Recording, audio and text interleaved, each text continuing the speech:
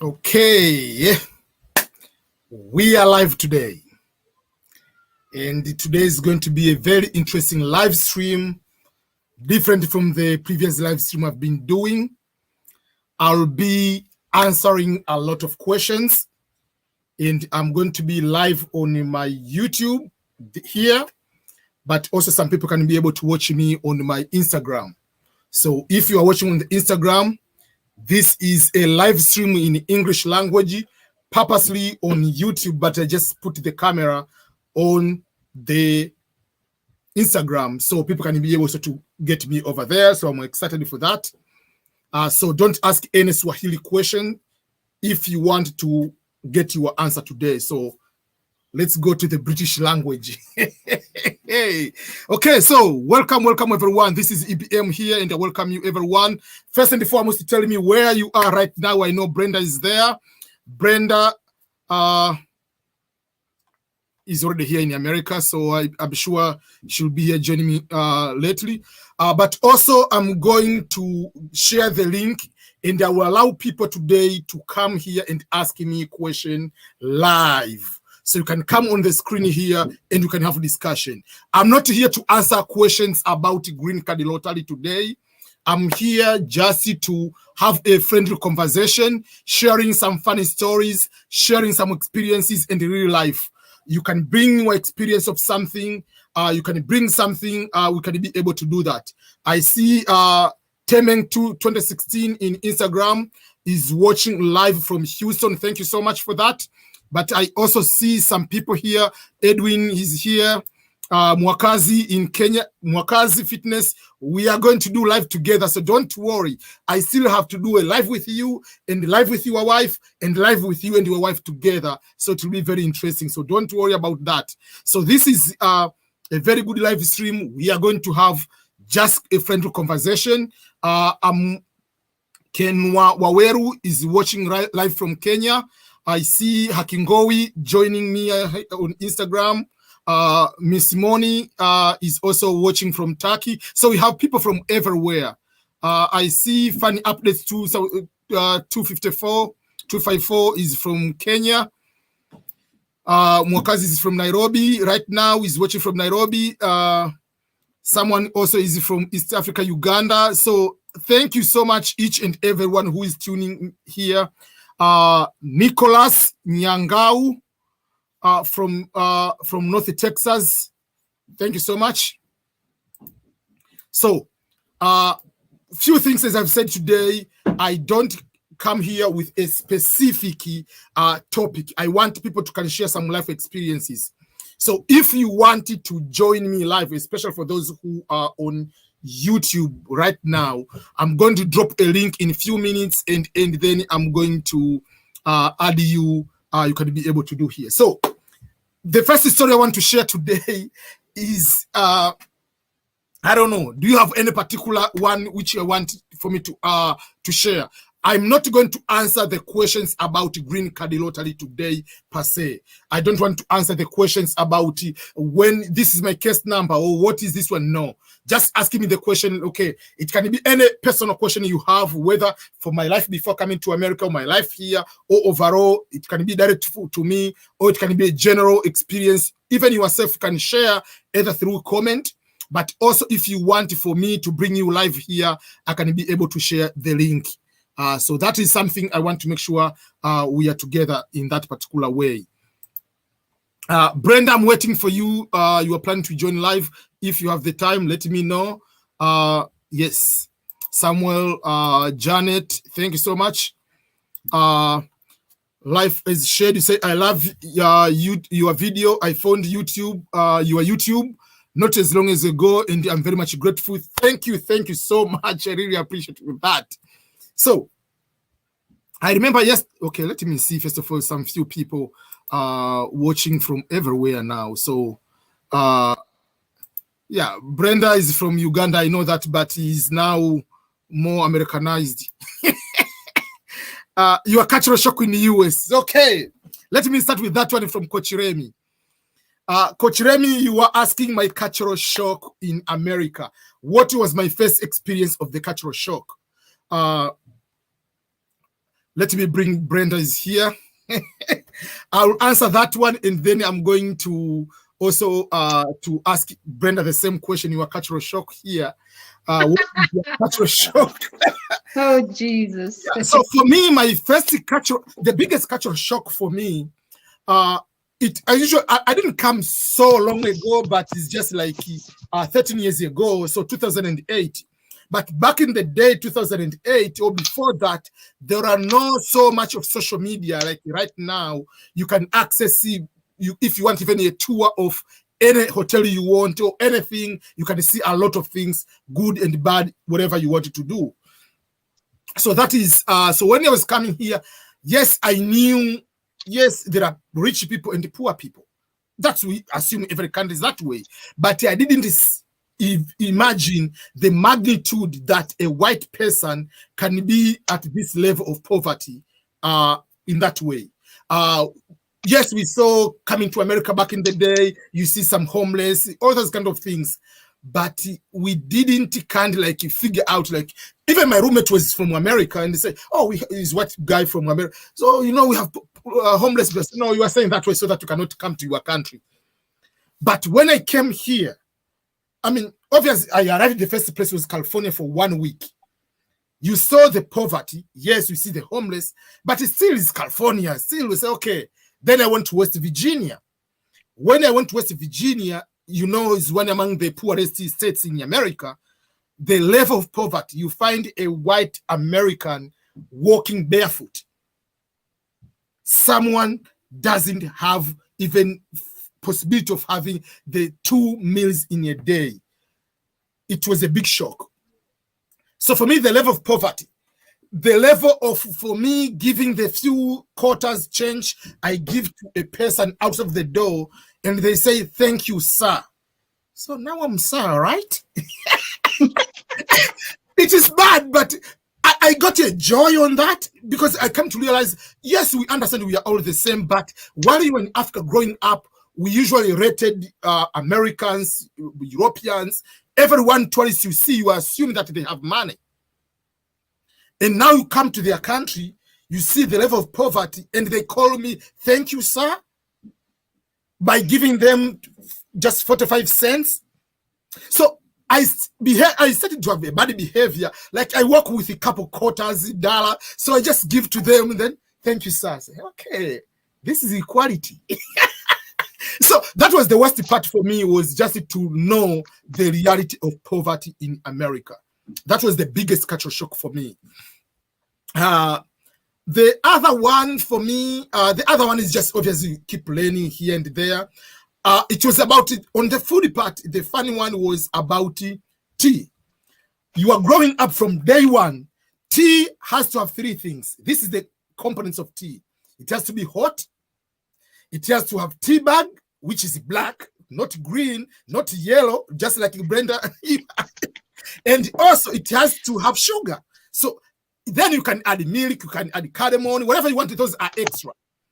So we went to one conference. At that time, I didn't know. I've been here for like a month. Went to one conference. So there was a big jar of tea. I mean, it was not tea for me. I assumed it's Coca-Cola or Pepsi. So because sometimes they put on containers. So I just took I'm drinking Coke. What is this? Tea? I said, no, this is not a tea. No, it's iced tea. So I asked the question, why do someone drinks iced tea? Like tea is cold with ice? Okay. And then the other question was, and it was in the middle of winter then. There is this no, so why do you drink iced tea in the middle of cold winter season? And they asked me the question, you are coming from Africa, right? It's hot, right? Why are you saying tea must be hot? And you say you drink tea anytime you want when it is already hot. Why do you drink hot tea?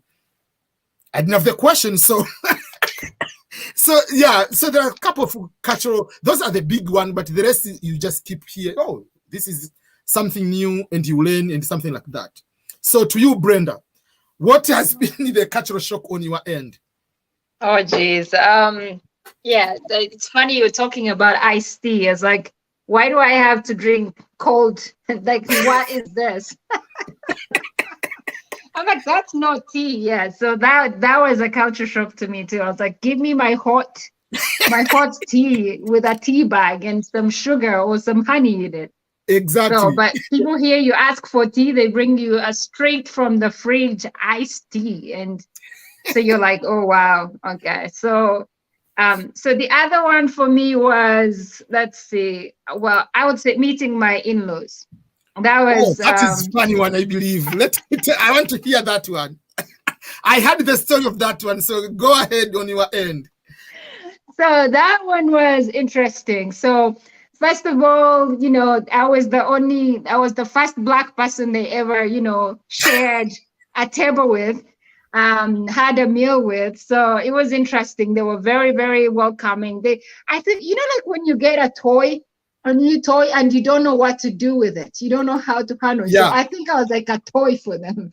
So they were like so fragile with me. They didn't know what to do for me. And so we started, they didn't know what I would eat, what I would like.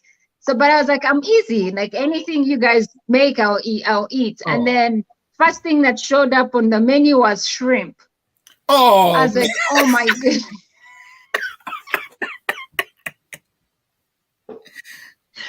Remember shrimp here, seafood is considered like a high-end meal, yes. Right?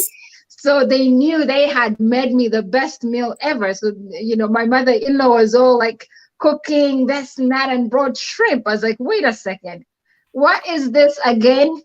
I'm like, why am I seeing raw things? You're just taking off the tail and this and that. I had never tried seafood. I mean, I'd eaten fish, but not shrimp and octopus and all that stuff. So my husband goes, Brenda, that's shrimp. I was like, well, to me, this looks like some big, giant caterpillar or something.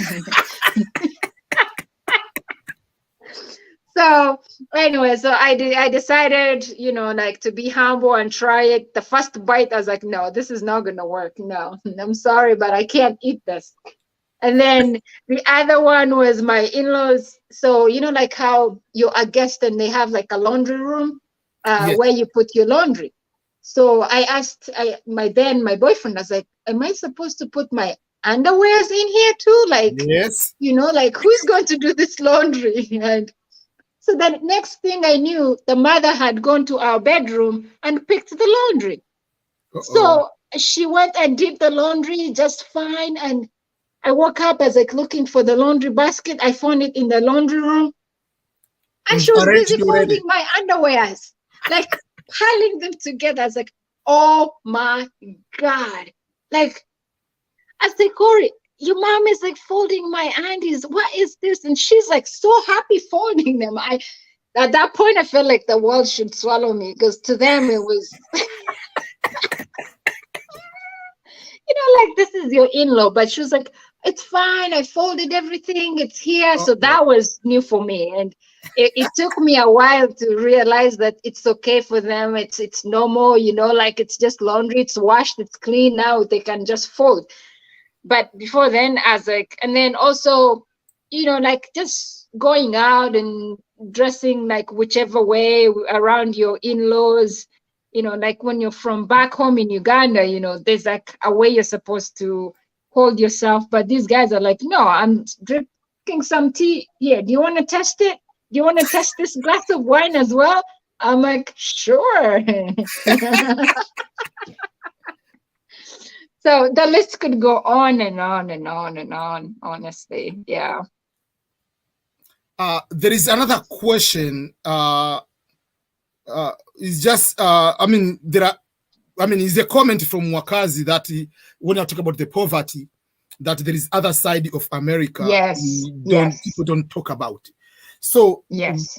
If I may ask you a question, what are the things which you expected this to be standard of America or the American dream or American whatever, greatness, whatever, and you came to, is this the really America I came to? Like, is this, like, you questioned certain things, like all your life you believed these are the things? Yeah.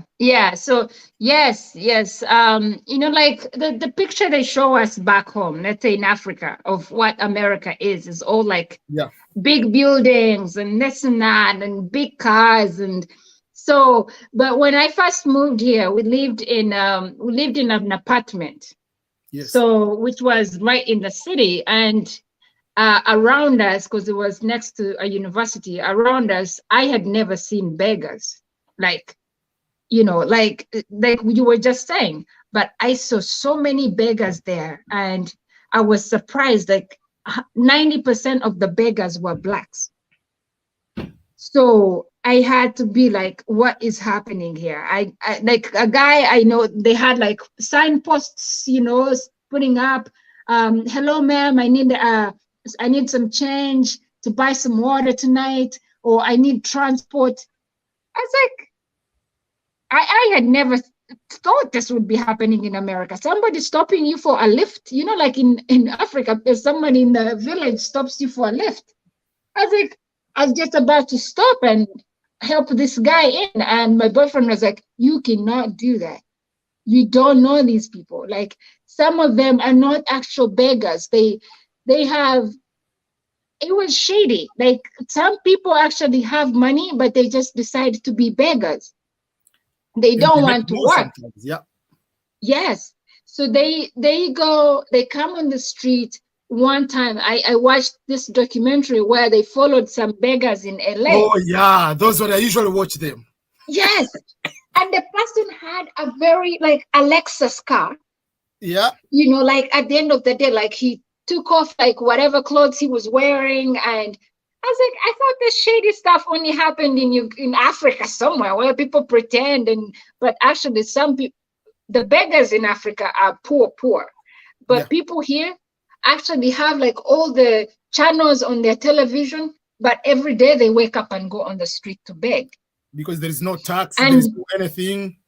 Yeah, because and then some of the things that they never show us, I was surprised by the number of drug users on the street. Yes. So many people, so many drug users, and things also to think that I tried to find out, and some of these things are sold, even anybody can access them. Anybody can access the drugs here. Yes, so, which is very, very sad. Which is very, very sad. There's so many ways people can access these things. So these are things I did not expect, like to find in America, and then also to find real poor people who are actually poor, like with no houses. People are actually just poor. They live on the streets, and they have their luggage there every day. You travel at night, if you're using a train, you see people sleeping under the trains, like under the, like where you board a train from, and that's their home. So it was an interesting, it's like some of those things that you would never expect, and the whole thing of like access to guns, those are things I never would ever think that it's very easy for anybody to own a gun, and the shooting that happens around here. The gun here is a slingshot. Yes, like anywhere. So you have to just be careful on the street. You can't get into an argument with a person randomly. They could have a gun, like even racing, like if somebody's trying to overtake you on a street, you have to be careful. Like, don't try to race them.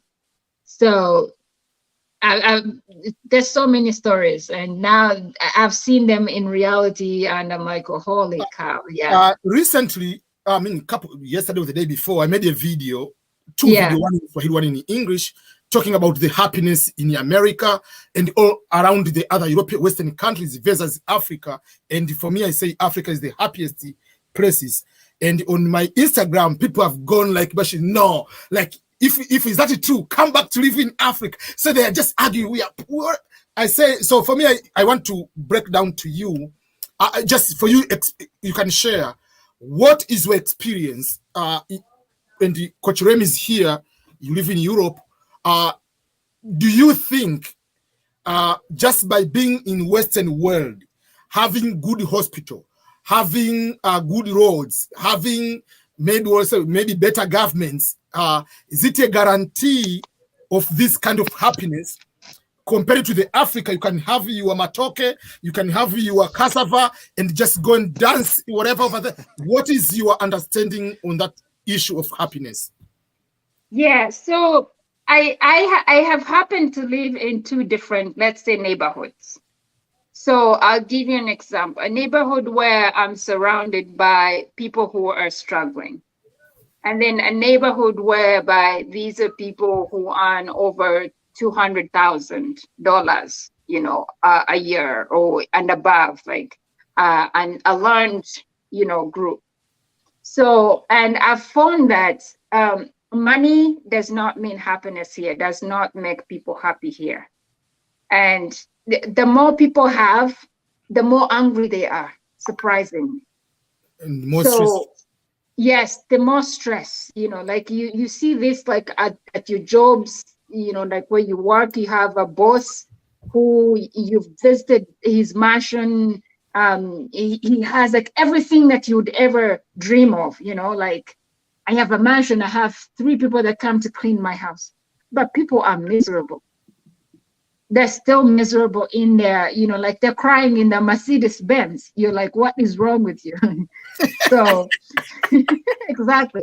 And then you have a person back home. I don't know. I think there's like some kind of emptiness, like still that I don't know if it's the economy. I don't know if that's how like the life here has been structured. It's hard to find a person who's happy and satisfied with how they are.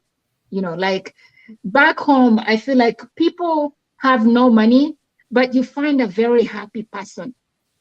They have $20 in a day or in a week, but they just happy. You can see it on their faces. You can see how they walk. You can see how you interact with them. They're just happy.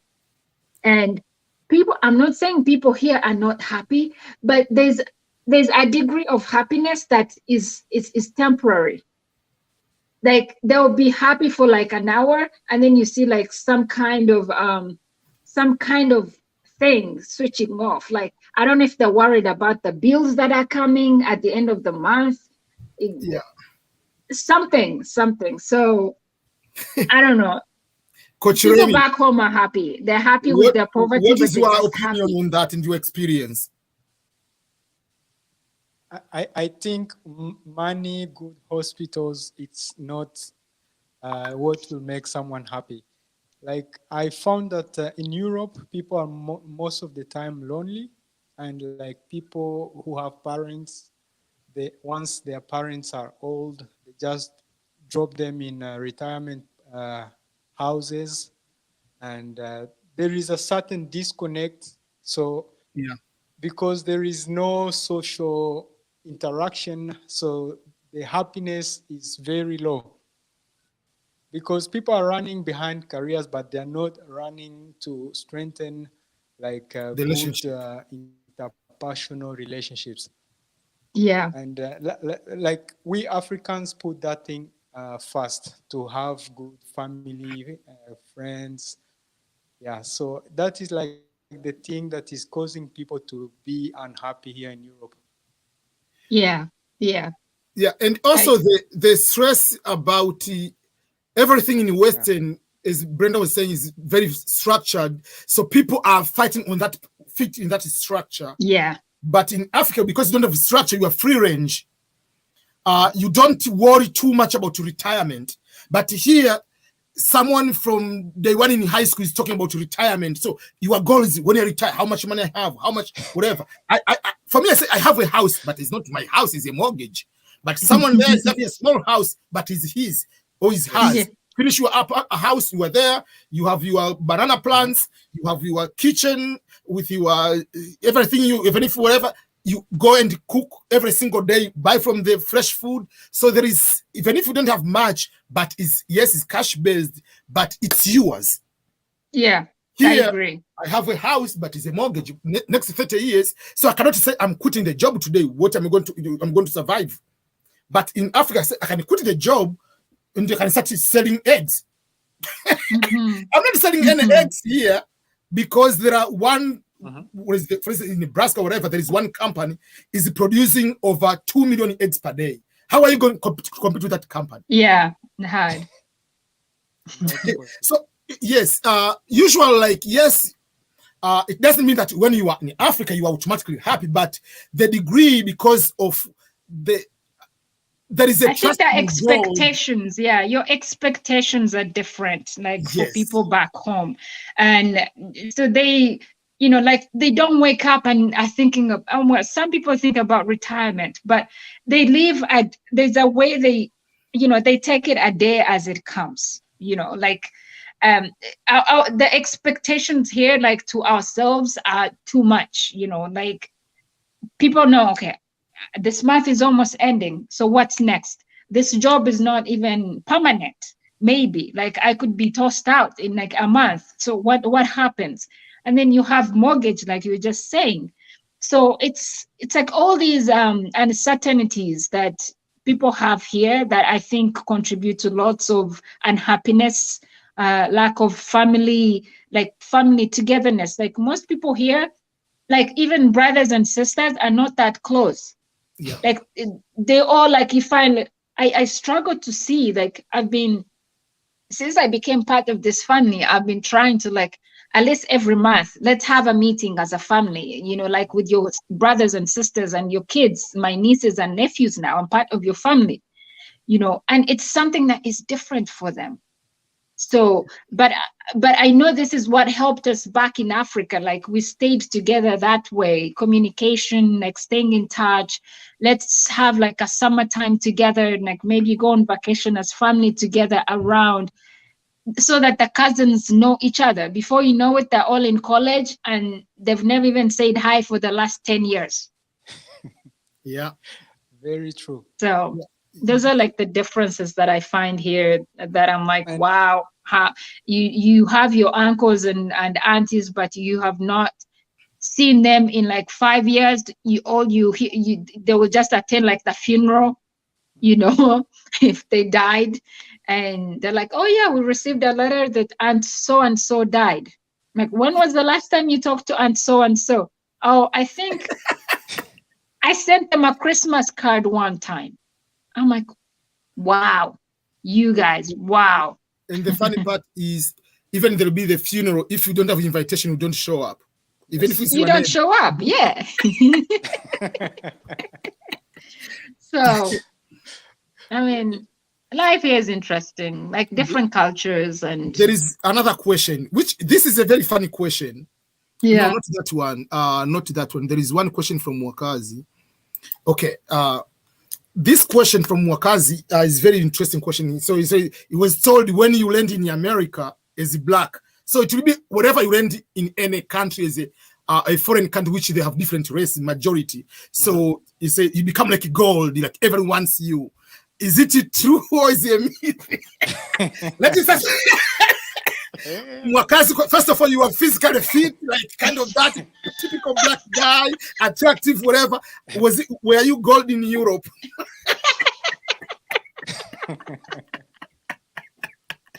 Oh, Makazi is just being funny. No, Makazi, don't even get on a plane and think the moment you land at JFK, people start laying plantations and red carpets. Brother, you're gonna be disappointed. I'm sorry. But actually, if you go like to countries where no blacks go, you will be gold. But in US or Europe, you're treated like you're nobody. Yeah. And I want to add something on that. I don't want to go too much in terms of race, but I want to give people the perception. It's just like, even if you are, let's say you are in Kampala, you go to the rural parts of Sion nearby at the border of Uganda and Tanzania, obviously a gold, depending on how you perceive yourself, because they happen to be someone from Kampala. If you are from true. Town, you go to the ends of the rural area, it's just kind of that. So it's just like when a white person or Arabic person or Spanish person goes to the rural parts of another country, is you are brand new, they haven't seen you. Yes, you can be gold or not gold. It depends on how you perceive yourself. But the problem which I want to make sure Africans, especially black, to take out from their mind, when you go, let's say for me, I lived at the first year in the state where 96% is white. Wow. So it depends. You can go to the event, maybe 600 people, and you are 2 black people. So it depends.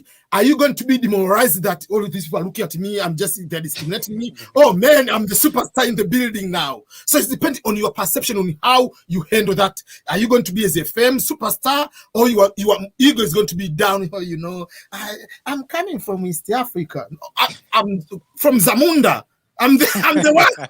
The king from I'm the one. I'm the one who's been seen in the newspapers everywhere on Discover Channel.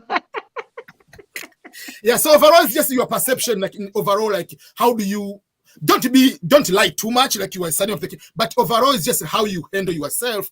Yeah. Some people, I've seen so many people, whatever people are, there are so many other races, they get intimidated in one way because for me, I take that fame. Yes. Yeah, take it. Yeah. Yes. Yeah. Yeah, because I mean, what I've found here is most people are ignorant about Africa. So, and it's not even funny. It's not a lie. So I have found it in, like, at first, I used to get offended by people's questions. You know, the moment they ask you, the moment they hear your accent, they're like, hey, so where are you from? Oh, I'm from Africa. I'm from Uganda.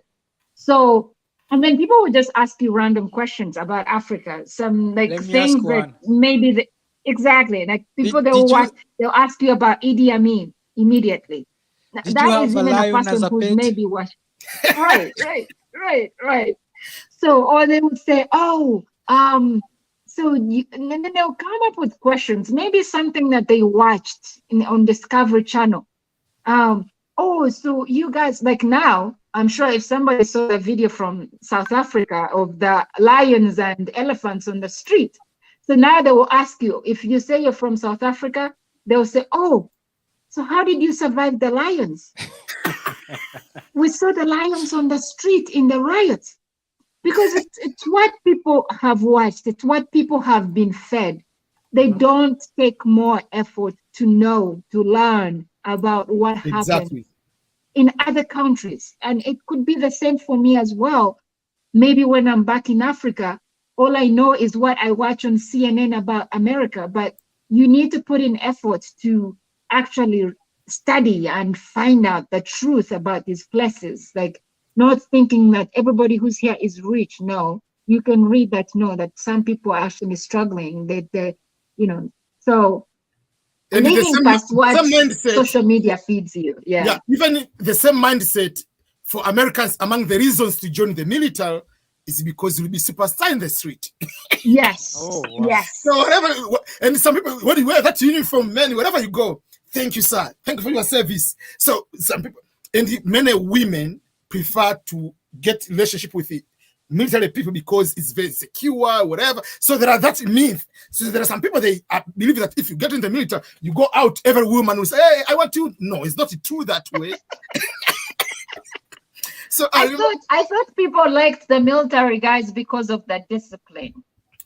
Yes, discipline, but mostly it's just security life, because this person will have good health insurance. This person will have the VA home loan, will have a good education. If they continue, will get job quicker. So there is that kind of security in that way. Yes. Okay. So remember, like one of the funny story where while we are deploying to go to Australia, I don't know who brought that stupid story that because when we go to any country, you are in the Navy, before you arrive, every person will be at the edge of the ship, at the edge. You are rotating, you are wearing, because if it is summer, you're wearing the white uniform, so you are all like, no smiling, nothing, like, so it's very beautiful when you go to any country.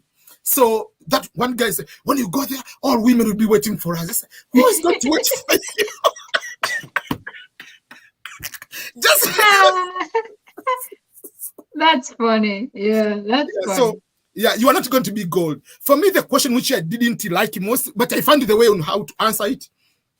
This was the beginning. So when are you going back home? Like, so my question is, so what is home? Yeah. In Africa. Okay. So I asked the question, where is your grandfather from? oh, I have Irish blood. So why are you not going back home to Ireland? To Ireland, yeah. I have German blood. Why don't you go back there? I said, the difference between me and your great-grandparents, they came 1860s. I came to US 2008. That's the only difference. But I'm legally here, you are legally here. So where I'm going home, this is home. Yeah, this is my home. I just landed into the world. I'm not going anywhere. Right. You know, sometimes when they ask you, will you go home? And you say, I will go home. They also get shocked. They're like, you will go back to that type of, I'm like, that's where Living, I feel yeah. most happy. That's like where I feel at home. So it's always like very funny, you know? Yeah, it's very interesting.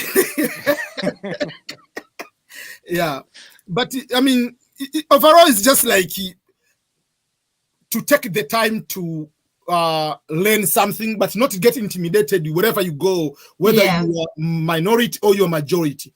But sometimes we forget ourselves when we are majority. Like, it helps for me, like living in America, it helps a lot to sympathize and understand sometimes what's going on for maybe white people when they come to Africa. For us, see cool, like, hey, mzungu, like, but for me, if I'm coming here and you call it black, no, I'm not happy with that. So, like, for me, like, yes, I'm black, but do I need to be reminded I'm black? So the white person, oh, white. Do you need to remind them they're white? So there are certain things like, even the word mzungu, I avoid to use it. Yeah.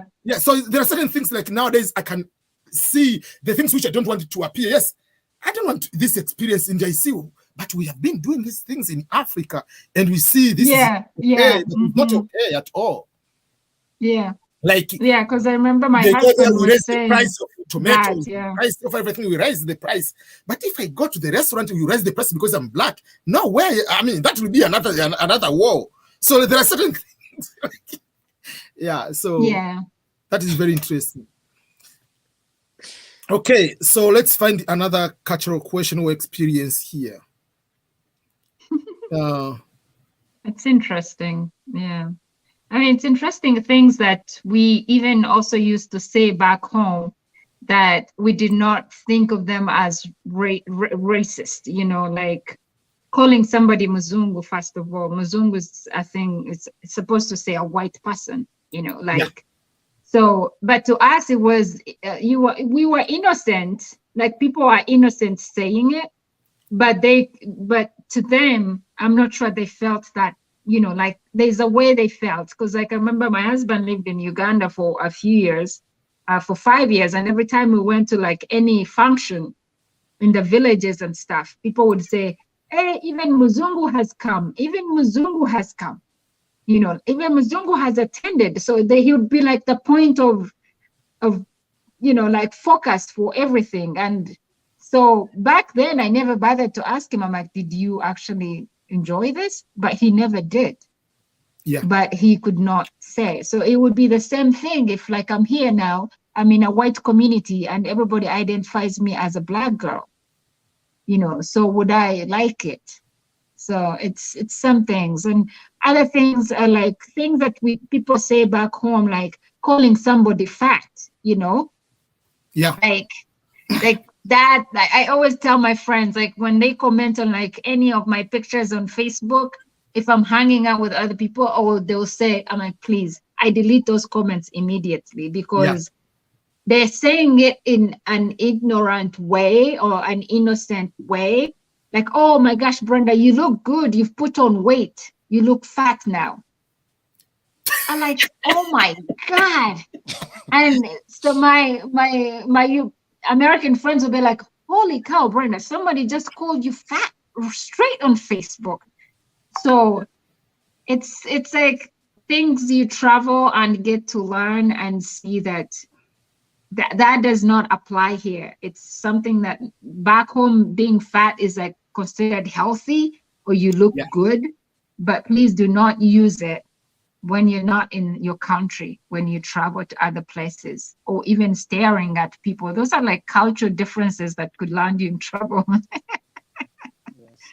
So that let me find another one.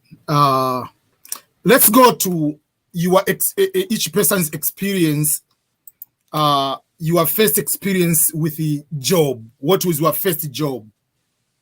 Coach Remy, what was your first job? When you arrived in Europe, did you become direct supervisor of the company, manager? What was your first job? Okay, good one. Actually, when when I arrived here, I was around 15 years old, and so I was still in high school. So in the summer vacation, I went to work in a factory, like where the conveyor belt is running. I think everybody who has lived in Europe maybe has experienced it, or in America, where you have to run behind the machine. Yeah. So sometimes grown-ups could come and they could just run away after one day, say, "This is not human. I can't compete with the machine." Yeah.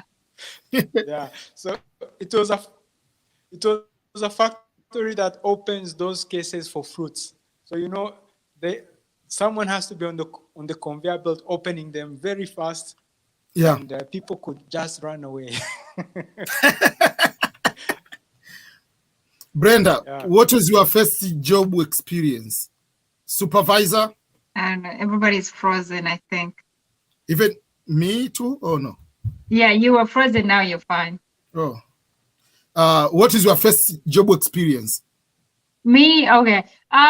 So when I first got here, that was in 2007. My first job was to do, well, first of all, I looked for a while, for I think 2 months, but I didn't know even what I was looking for because my experience there was not going to help me here. But I just kept looking online on Indeed.com, on Monster.com, so all those little websites. So, and then I landed on one that said they needed a part-time person to work as an administrator in an interfaith group organization. So I think they liked me because, one, I was from Africa, and because I put that on my cover letter that I had just moved, and they were pretty much, the organization was working with people who different religions, trying to unite the Muslims, the Catholics, so doing community work to unite the people. Yeah. So I did that, but that was easy. But what I would say my real first job experience was, so that was a temporary one. After 6 months, it was done. I applied and one of these sales jobs showed up. I was okay, sales, fine. So I went, did my interview, everything looked good. They told me I was hired, I was very friendly, so I would do this. I was what? This is awesome. And they told me I'll be making around 100,000, plus bonuses or with bonuses, maybe that's what it was. I was wow. Yeah. So I went back home, told my husband, he's that does not sound real. Yeah. I was well, it's not you going to do the job. I am going to do the job. So I didn't want him to bring me down because I'm doing it. I can't just give up before I do it. So, because I don't usually just give up on anything. So I went anyways. They called me again the next day. We went to the office. I dressed up in a nice suit. So, and they're okay, we're going to the field. I was field? Yeah. What are we supposed to be doing in the field?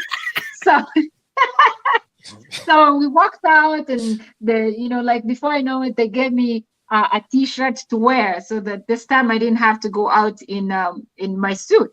Yeah. They're we're going to be walking for a while. I was oh my gosh, what do you mean? Walking for a while? Yeah. So we had to go door to door, ringing people's doorbells and trying to sell them stuff. Sell them Verizon, so Verizon services. So that's Comcast, or yeah. I don't know, I don't know what I could relate it to, for people back home, but cable companies. Yeah, the cable, the MTN. MTN, Vodacom, Dish Network, Orange, whatever those. Yeah. Yeah. So we had to go ringing doorbells for people, and people were like, "What do you want at my door?" I was like, "Ooh, okay." I'm like, how do I come back from this? So the girl who was leading me, helping me to train me, so that was supposed to be my first day of training, she got like really hard nose. People are like, "You guys don't give up. Stop stepping on my doors. Don't step on my lawn." And I was like, this is not a friendly job, you know. So she's like, "No, the people who are just mean sometimes." And so and then I wanted to prove my husband wrong, that this was not a good job. So I kept doing it. I couldn't quit. So then I became good. I figured out, I have to first sell myself before they buy my stuff. Yeah. So I was like, I tried to be friendly with these guys, phone like icebreakers, like, "Hey, by the way, just my accent, I'm from Africa, so I'm just here doing this." Phone like ways, to first sell myself. And it started working out well until one day I knocked at this person's door, and it was like, I think the house was a drag crack house. What? Yes. So 5 guys came to the door. It was like at 1 p.m. These guys showed up with like no shirts on, came to the door. You could tell they were high. I was like, oh my gosh. And it was just me in the neighborhood. So it was like downtown, like Philadelphia. Yeah. So they're like, "Yo, what's up? What's up? What's up?" These black guys, like, "What do you want? What do you want, babe? What do you want?" So they started like doing the sexual, like slangs on me. And I was like, okay, this is not good. I'm so sorry, you guys. I gotta go, but I was just checking up on your services. And then the guys followed me. So they came out, and I had to call the police. Because I was like scared. So, and then, like in such neighborhoods, there's always like cops nearby. Yeah. So because they know there's always chaos in some neighborhoods. So I called the police. It's like, I don't feel safe and I'm not driving. I used the bus to get here. So I didn't know how to drive that time. I didn't have a car. So they're like, okay, we'll drop you back to your office. Yeah. So, and yeah, that was the end of that one. Crazy experience. Yeah, so for me, obviously, I mean, that will be my first job, but I don't consider it my real first job because that was a scholarship to come to teach Swahili and African culture at the university. So that was already there. The funny part about that, prospectus is written Professor Ernest Makulilo. So in US, they call me professor. So up to now, my resume, it has a former professor. So I use everywhere. But apart from that, I did like how many gigs I did from there. So I was teaching like 2 days in a week, like 4 hours, and then you have the office hours as a professor. But I say the students write me email if you want to meet me. So usually I don't go to the office. They don't care. So, and because they allow you to learn more about American culture at the university. So I went to work at Pizza Hut in the cafeteria. Yeah. I don't eat pizza, but I was making pizza. You were making the pizza? Yeah, and I don't eat them. Yeah. So I was doing that one. And at that time it was like $7 per hour or $6. I mean, it was $6.50 or $7, I think. Yeah, that's like minimum wage. Yeah. Yeah. And then on twice per week, I got to donate plasma. So donation of the plasma, they take out the blood and there is the machine. The machine is going to separate blood and the plasma, which are the nutrients which are within the blood. And they take blood back and the plasma is going to be given just like for the kids who are born without plasma. That way, so they have to be going to be injected to people because there is no way you can create a pill for that. So they have to do that. So for them, because you are saving life, they give you $25 per donation. So for me, I go there, you watch a movie, they give you cookie, they give you juice, $25 for like 30 minutes, an hour, then I'm gone. So that was it. And then wow. Then I did the job of selling the knives, but that didn't go well. So that's why from that moment, any job they tell me will pay commission if you sell something. No. So I usually do, because it didn't go well. But the advantage, they gave me the first set of knives. Yeah, yeah. So like using them, but they are okay. But yeah, so this is how I started from. But even late down the road, I already finished my masters. You don't have good jobs sometimes because I finished 2009, 2010. I finished my masters. It was the peak of that financial crisis. You apply like $500 jobs per day. You don't get interview. You don't. Yeah. I did one time to go to work into one factory for plastics.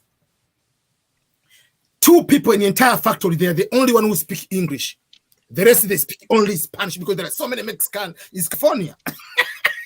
So in order for me to how to work, and obviously it's cleaning, taking out the thing from the plastic, whatever, you put the bottles, whatever. So they have to pair the jobs with that guy, or the supervisor has to show by action, then you have to do. Mm-hmm. Then another time I quit that one. I went to another factory. That was the clothing factory. That was like cleaning the entire factory, toilets, whatever. And the funny part, people do not know that this guy is educated. They think this is just a broke black guy is just chilling. So one day I was cleaning the office of the owner of the company. There are 3 people, 2 are brothers. So I saw the picture of Serengeti. So I saw the picture, so I was looking at it. So the guy was there, said, "Do you know that place?" I said, "Yeah, that is Serengeti, is in Tanzania." So how do you know that? I said, "I'm from Tanzania." So we just started, so during the lunchtime, he came to sit with me. So we're just talking. So what are you doing? What's your plan? Whatever. So at that time, I planned to do PhD. Then I quit. And then at that time, I didn't get any job. I said, okay, I'm going for scholarship for PhD. So I got to go to South Dakota at that time. So I say I have a scholarship to go to do my PhD. I said, "Do you want to tell me you have master's degree?" I say, "Yeah." So from that moment, the guy became so friendly even more because they say, "Oh man, so I didn't know even if you finish high school." Wow. Yeah. Wow. Huh. Yeah. So it's very interesting. So that's why I usually tell people, like, whenever you come here, as long as you do the legal job,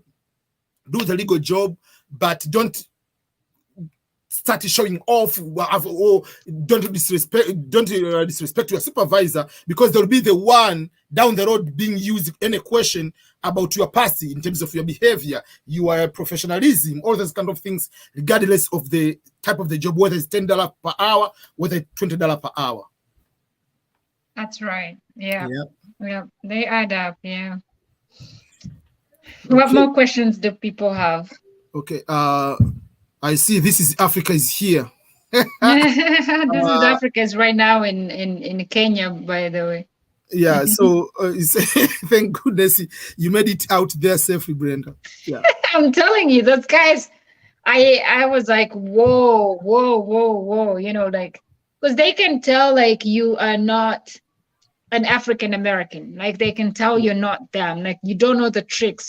We still have, like at that point I still had like this naivety, you know, like this naivety in me of like, hi, you know, like trying to be so friendly with them. They're like, ooh, this girl. So this is Africa is saying a good job that is has a low impact for students in the US is security guard. You can find many positions to work nights, so you can go to school during the day. Yes, that's true. Yeah. And pays well too.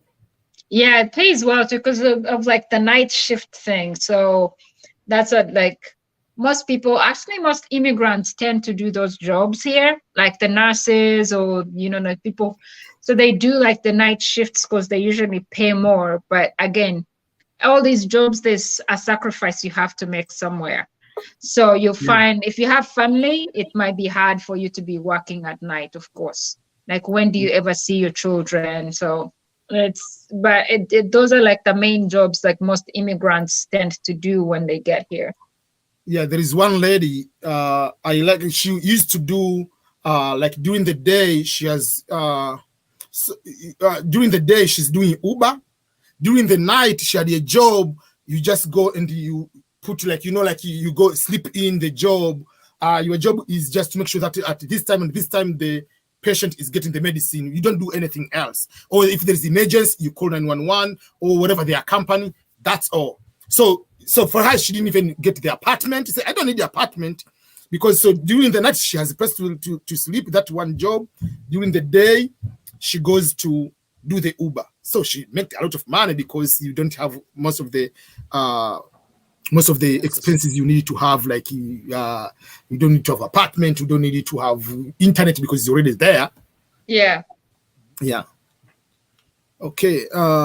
Welcome back, Coach Remy. Yeah, thank you. What has been the biggest challenge for you? For you, sometimes, for Coach Remy, sometimes you travel to go back to Africa, but you have lived for so long in Europe. So by living in Europe for a very long time, yes, there are certain things you'll be coping to the lifestyle. Yes. So what we say, the reverse culture shock, because we talk about the culture shock coming to America, going to Sweden, going to Belgium, going to other countries, what are our culture shock? But what is the reverse cultural shock after maybe spending maybe 5 years straight, you haven't gone there, and you go to Kenya, to go to Tanzania, you go to Uganda, you go back to Madagascar, you go to wherever country. How does it become to cope back? Even if it is different, how is it for your situation? That's a very good question. Like for me, like my first trip on going back to Africa, I was so excited. I wanted to meet with a lot of my childhood friends. So I was in Rwanda and they were in Kenya. So I make up plans with them. I say on this day I will be in Nairobi and I will be there for like 3 days and then go back to Rwanda. So I go to Nairobi. Everybody had an excuse, and I was going there to just meet them. I had the plan with two. I never met any of them. Uh-oh. So imagine, yes, I did visit Kenya a little bit, but imagine like not valuing someone's time and money, you know. Time.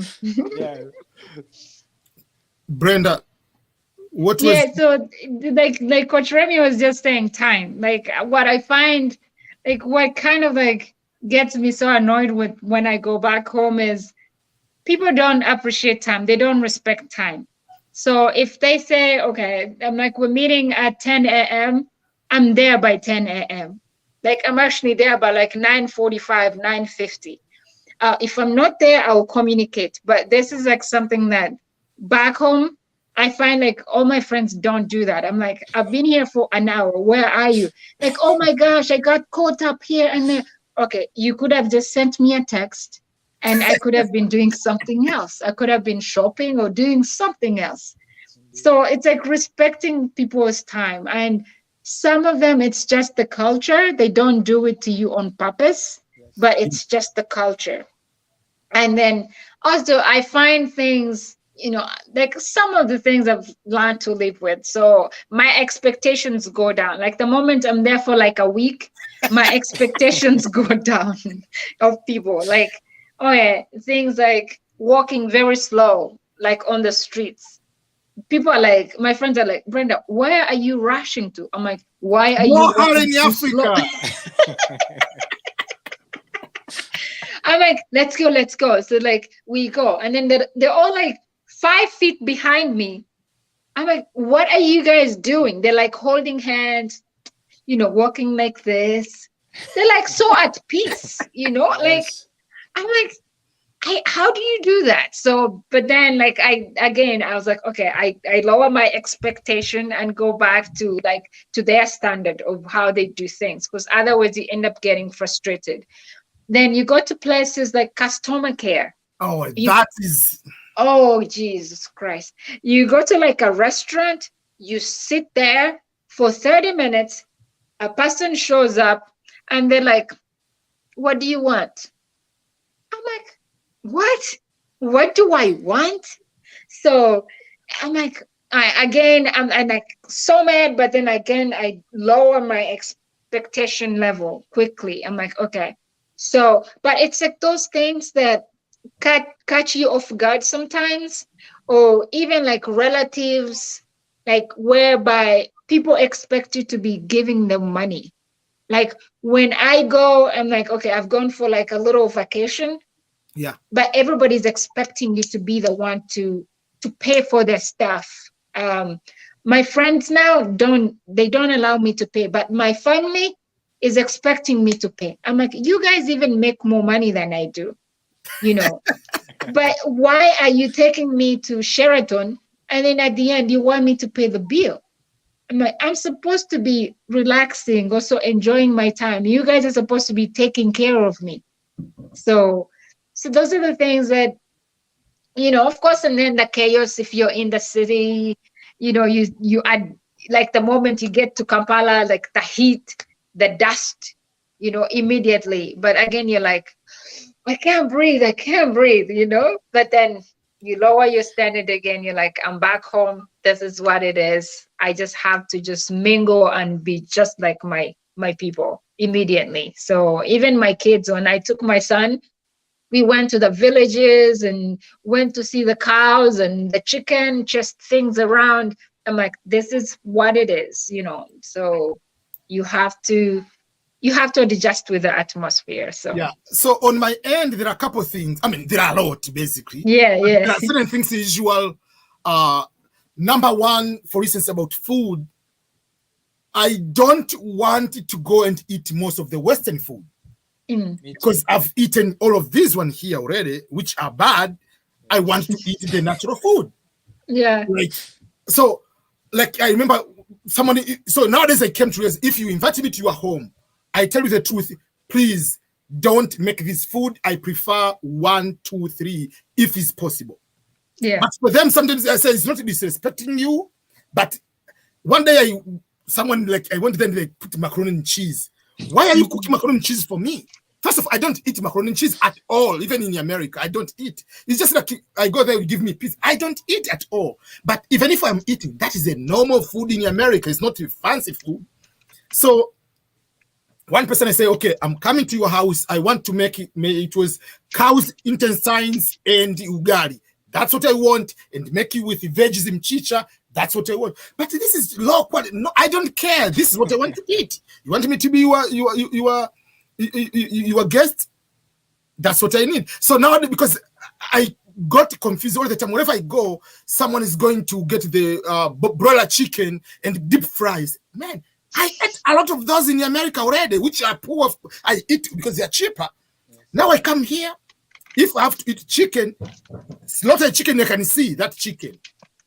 So there are certain things like when it comes to food, customer service usual is so upsetting. So one of the things usual, like I say, whatever I'm getting to the last flight going to Tanzania or to Kenya, that is the time I put a blank, like, okay, these are the values I have to let them go completely. Yeah. Because one day, like I was so upset, like I stayed for 45 minutes. You are waiting and someone doesn't come there. And it's coming, it's just like really? In Kenya, I have a good experience, especially in Nairobi. Nairobi, a little bit of Rwanda, but Nairobi in East Africa, yes, in my opinion, are the best in customer service because of the higher level of capitalism in East Africa. So they know if you don't do the good customer service, they go, but it still is African, but they are very good in customer service than in Tanzania. If you want to go away. They don't care. Yeah, so those are the things. Like, so nowadays, like if I have an appointment with someone, I don't want to put like the end time, because if we say, okay, this is 1 hour meeting, someone coming maybe 30 minutes after, and it's just, you start talking other things. Oh, how was the other? How about your chicken before the issue itself? So nowadays, like when I got somewhere, like this appointment, I have to interview someone to do something. I put a blank, I'll be having 4 hours just in case, or 3 hours if it's appointment for an hour, just in case. The thing which I don't like mostly is the one when you go to any office, you have to start explaining even what you want to do to meet the boss. Like, why should I tell you, the secretary, what I'm going to talk to the boss? You're not the boss. If you want me to explain every single thing, I'm going to talk to the boss. Why are you not the boss?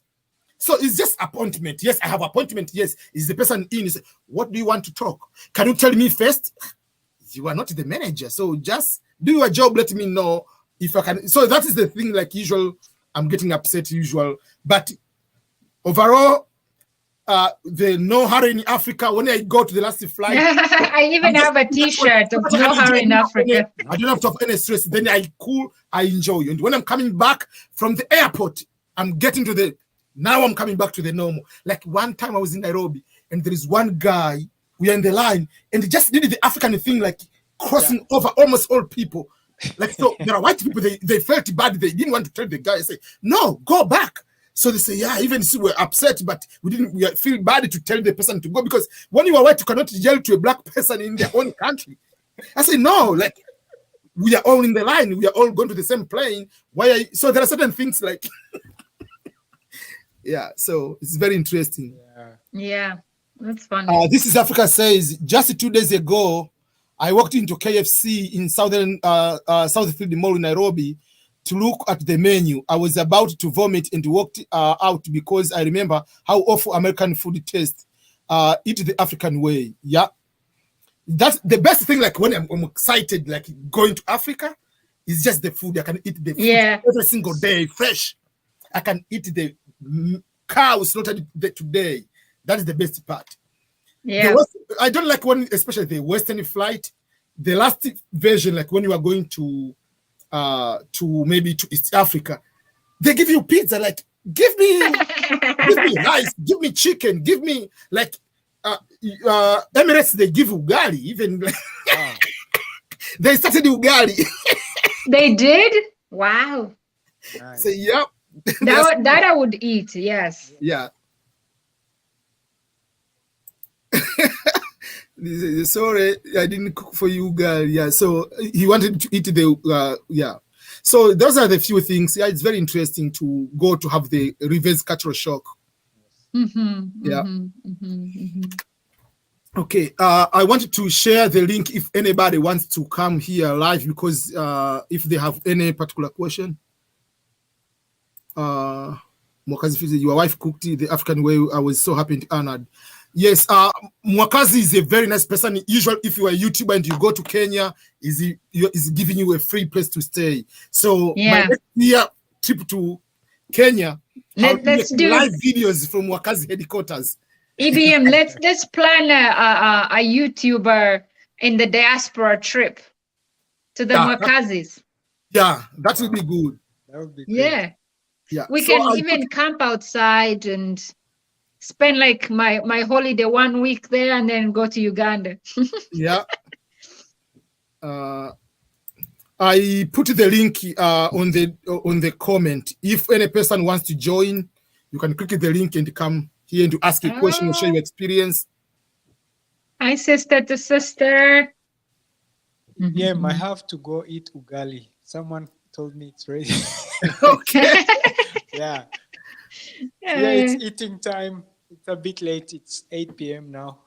Okay. Oh, yeah. Go eat. Go eat. It was a pleasure being on your platform. Thank you so much. And until the next time. Thank you so much. Yes.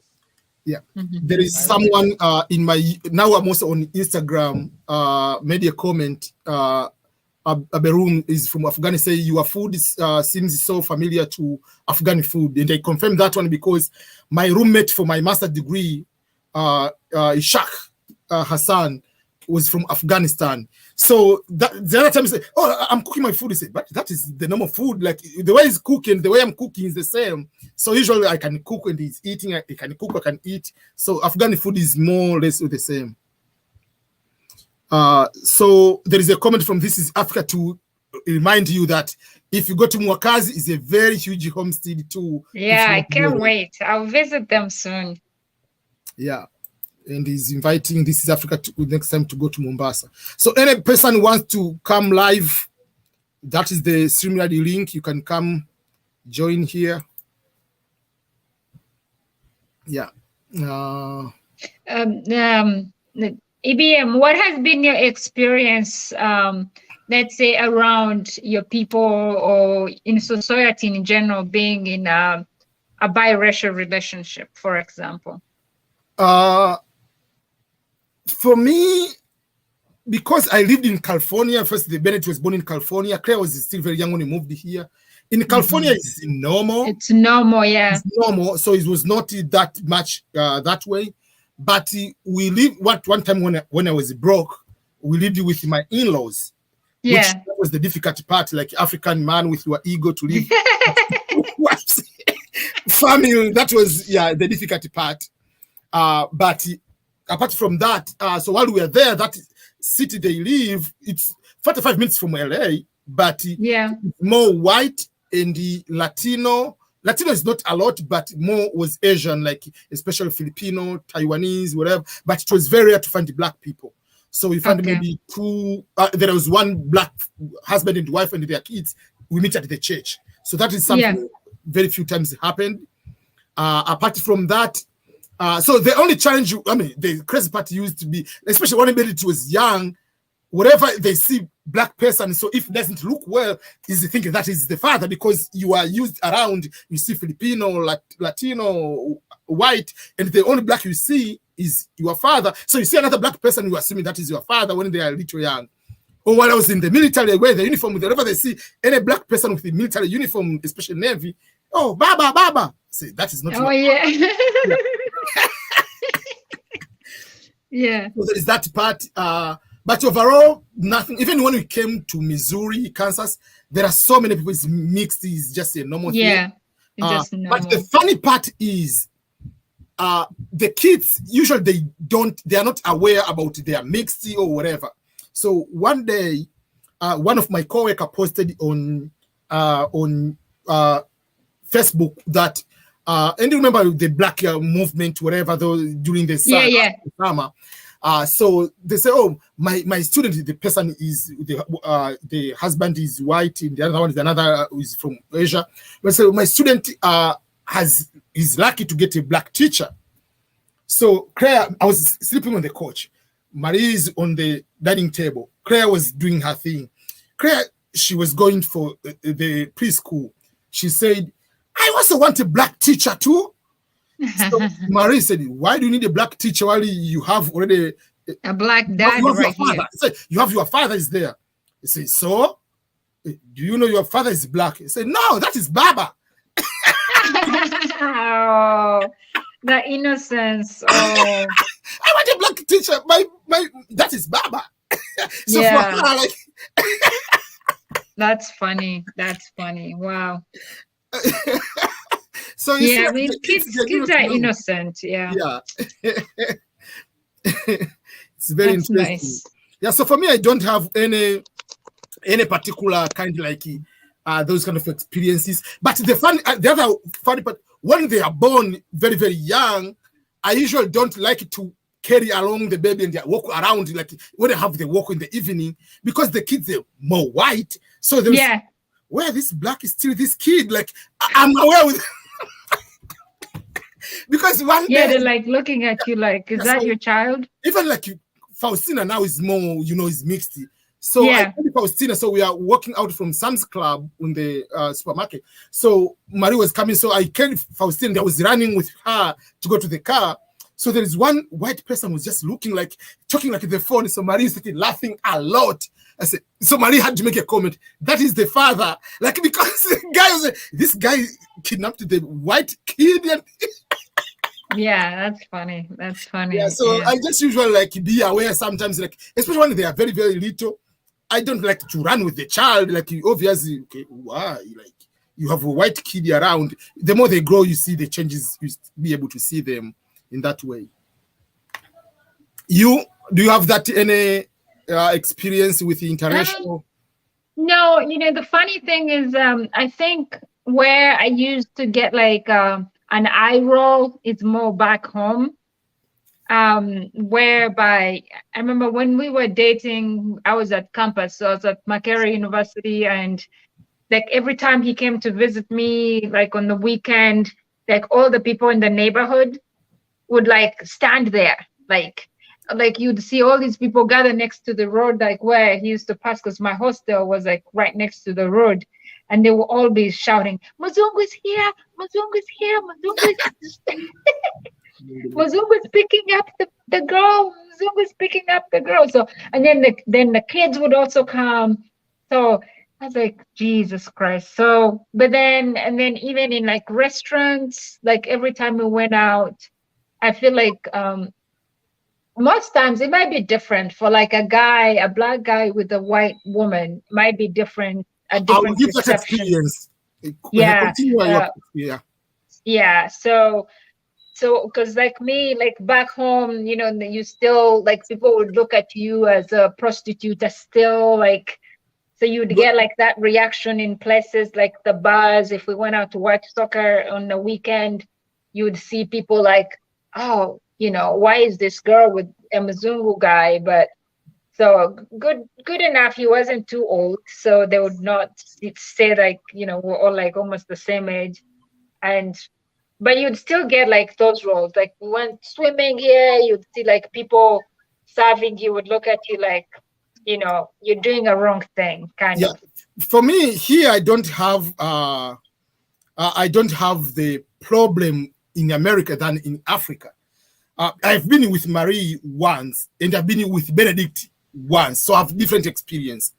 When I went with Marie, we just got married, and within a month we went to Tanzania. What upset me was everybody assume that this is the only opportunity to go to whatever, to their country, is through her. Yeah. And that is the only, like, so even if like for me the bill will come in there and we pay the bill, so everybody they come like Mzungu has to pay the bill. Yeah. Mm-hmm. That is like number one. Another thing is someone to see or think that you were like a tour guide in one way or another. Yeah. When you go, so I reached a point that when I want to get into the tax, for instance, because most of the time there was no Uber at that time, so whatever the tax you have to get, I have to tell Marie, hide it somewhere. I negotiate the price, then I go to get Marie. The guy sees that this black guy tour is just getting extra money from a white woman, is giving me. So it was like this kind of problem all the time. Like you see, like okay, yeah. So it was not like a normal experience. Like so even if let's say you become, no matter how much money you have, whatever, or you are both of you are working, you split the bill, they see on one side only. Yeah, they see Africa, like the one color. Here it doesn't matter. They don't care that what they care. They just pay the bill. That's what we care about. Yeah. When I went to Benedict, it was like, I mean, yes, but I think sometimes the treatment from other kids was just like they didn't give the good experience of Africa. They just assume this is just like another like whitish kid, kind of that. Yeah. So yeah, but it is, but yeah, kind of different. Like even like if a certain food he doesn't like, yes, you don't like a certain food. Oh, it's because this kid is whitish, kind of that. Instead of like, okay, myself, I don't eat certain food. It's just a difference. So there are those kind of things, but overall, yeah, there are those kind of like different experience over there because of that. To see Westerners have money, whatever, and everybody, you date someone, they assume it's just opportunity. There is no true love. It's just because you are this one. Because so there is that negative part of that particular angle. Mm-hmm. Yeah. Welcome. Why are you putting your name Gracie Mpoyi? Your name is Gracie Mpoyi? Yeah, that is my name. I used to see Gracie. I know Gracie is a good name, but my sister is called Grace. Okay, how are you? Yeah, that is an amazing name. So most of the people, they always laugh and be amazed to hear that name from a male. A man gets Grace name. Yeah. So in my opinion, I'm coming from Congo. I'm a Congolese guy. So I always follow you on YouTube very much. So I like YouTube. Oh, thank you. Are you from Congo, DRC or Brazzaville? Yes, Congo, DRC. Okay. My hometown, Kigoma, is very close to Congo. I'm also the winner of 2022. Hello? Can you hear me? Can you hear me? We can hear you. Yes. I can hear you, yes. Oh. Okay. So I'm living actually in South Africa, in Cape Town. Okay. Oh. So I'm also the winner of 2022 DV.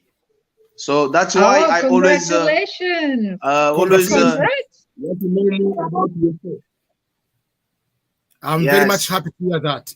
That's why today, Yeah. because all the experience I get from you, I want also to share it. I think also one day I'll be do the show with you in live. I will be also happy about that. Yeah.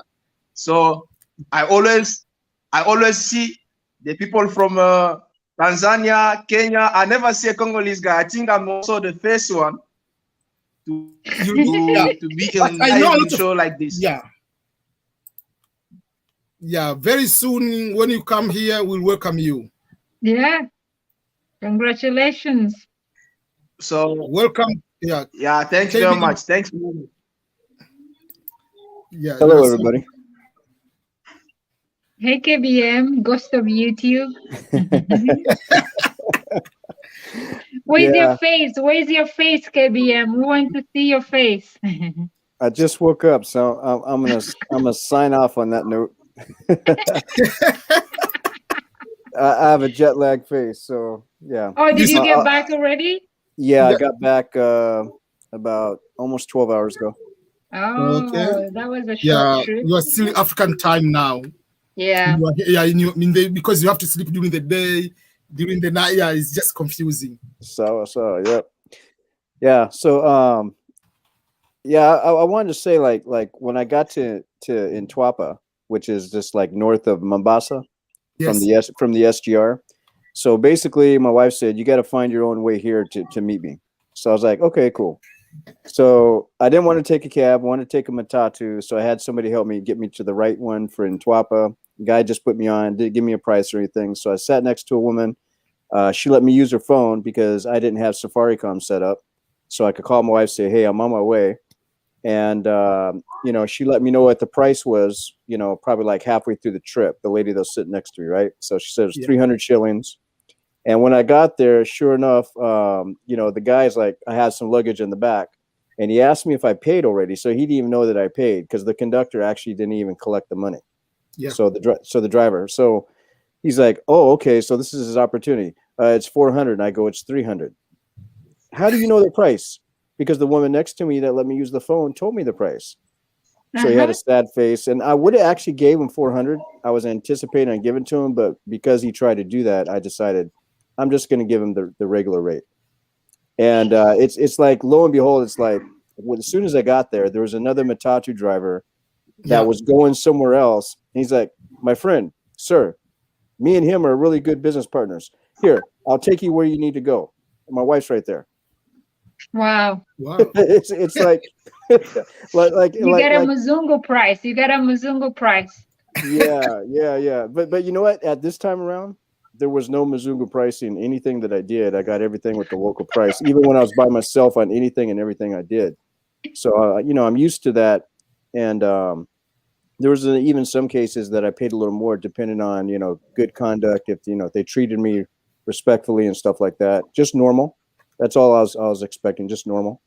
I'll give somebody like 2 or 3 times what they asked for. So, and that's what I like to do because I like to support the business. But again, I'm only going to do that if I can do that. Yeah, and the funny part for me, usually, it's a good thing, and it's bad. So because I'm used to negotiate when I'm in Africa. Yeah. So wherever I go, I know this is the price, so I have to negotiate first, so that I can just enjoy that process. And then let's say you are getting to the tax or something like that, and we say, okay, the price maybe is $5. So I negotiate maybe to 3 or to 2, but when we reach there, then I pay you the original price. But I just have that the pride. I negotiated because I know like I have to support your business. But if you tell me the price and they pay exactly the same amount without negotiating, I feel bad. But in the end, I'll pay you the same amount. But let's negotiate first. Go down. Exactly. It's very interesting. Yeah. Well, like even the guy I worked with there for a couple of days, we did about 4 or 5 different videos that we collabed with. His name is Man Killits. You'll see him soon on my channel. Yeah. Like that guy's an expert when it comes to like the tuk-tuks. and stuff Yeah. like that, right? So he's giving me the rates on rush hour for matatus, non-rush hour, and then basically the tuk-tuks are like taxis. You might pay the same rate or a little bit less than a car taxi because it can only take 2, maybe 3 people. So basically we want to do a tour of his area called the Bamburi Cement location. They built some estates probably in the last 20 years right behind it. So we did a tuk-tuk tour of that, right? So he said the normal price around here just to ride around is 80 shillings, I think it was, right? So we planned on we're going to pay the guy 150, and then probably almost halfway through it, I guess the guy was looking at my camera when we're stopping here and there, and decided I need some more money. He's speaking to Swahili. I need some more money because I think I'm doing too much for this little bit. I need some more money, and I was like, man, because we got out and did a little segment, outside his tuk-tuk, then walked back in. I was like, you know what? I was going to pay the guy more just in general for the fact, but now he's complaining. It's just like, it wasn't even 15 minutes for the whole process. Yeah.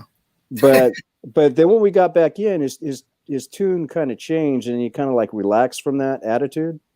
And then when we got back, I was like, just pay him 3. So we paid him double what we were even going to pay him.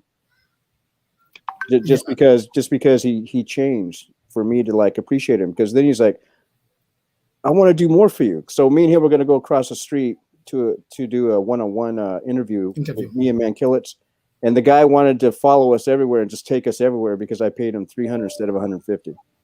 Oh, that's crazy. That's crazy. But he ended up just like in time to be a very respectful person. So you got to give people a chance. Yeah. You know what I mean? Because yeah. that's how I am. It gives somebody the opportunity to prove you wrong if you have that mindset. But even if you don't have that mindset, give the person the opportunity to prove you wrong regardless. Exactly. Right. Because sometimes you'll be surprised. Yeah, that is a very good point here, because sometimes we are ending up quick to judge, and you shut down one person, even just one something.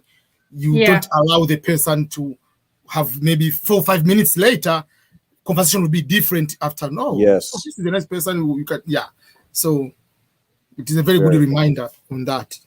And also, I like to for the people who know Ntwapa. Now, Ntwapa is not actually Mombasa; it's just across the bridge. But Ntwapa, I didn't know, but a day before I went, that it's probably the prostitute capital of Kenya. Oh. That I didn't know. I thought it was Mombasa because it was Mombasa, but no, it's actually just the next town. I want to say this about Ntwapa. Yes, I did see an awful lot of prostitutes there. I saw a lot of sex tourists there. Unfortunate, but I want to say this about the town. Mostly, it's very clean. Okay, it is very clean. You didn't see many garbage heaps or anything where people burn the rubbish on the side of the roads. And the other thing too, the people there are very, very respectful to one another. You got to pay attention, not just how they treat you as a visitor, but how they treat each other. They're very respectful to one another, and they're very respectful to you. And I have to say that it's probably one of the most nicest places I've ever visited in Kenya. And Kenya is nice in general. Yeah, I agree with that. So I want to give a thumbs up to Ntwapa. If we could get rid of the sex tourism problem, I think it has a lot of potential for a lot of different things. That's very good feedback. Yeah, in general, Kenya, I have a very good time when I go to Kenya, do the conversation with people. Yeah. And usually we argue more about Tanzanian and Kenyan Swahili. Yeah, like whatever, for them, rice, they call them mchele. Everything, whether it's cooked, whether it's raw mchele, say no. Those are different in Swahili. Yeah. There is, so when you negotiate, sometimes do you use Swahili or use English? Mostly English, because I don't know enough Swahili in order to say some things, that would make sense. You know what I mean? Yeah, there are there's a group of priests, like there are 3 priests. They came from Europe, and directly they came to my hometown, Kigoma, but they went to live in the rural because they became the priest in the rural area. So they end up knowing Kiha, which is a tribal language. They do not know Swahili. So assumption is, so they came to one store to buy things in town. So that store was near my friend's store. So when they went to buy something there, so they were speaking English because they do not know Swahili. They know English and Kiha, which is a tribal language. They do not know the Swahili, which everybody expected them to know. So they asked in English to buy something. So the person didn't know English, so they had to go to the next door where my friend and I were just chilling, talking, my classmate. So my classmate knows English, so the person came there and asked my classmate in Kiha. So they assume the person doesn't know, I mean, the Wazungu, they will know Swahili, so they say, let me use the Kiha language, tell them, go and sell to them, but put the price at least twice. They tell the person in Kiha, so that when you speak in English, you go and do that. So the person went there and he started negotiating.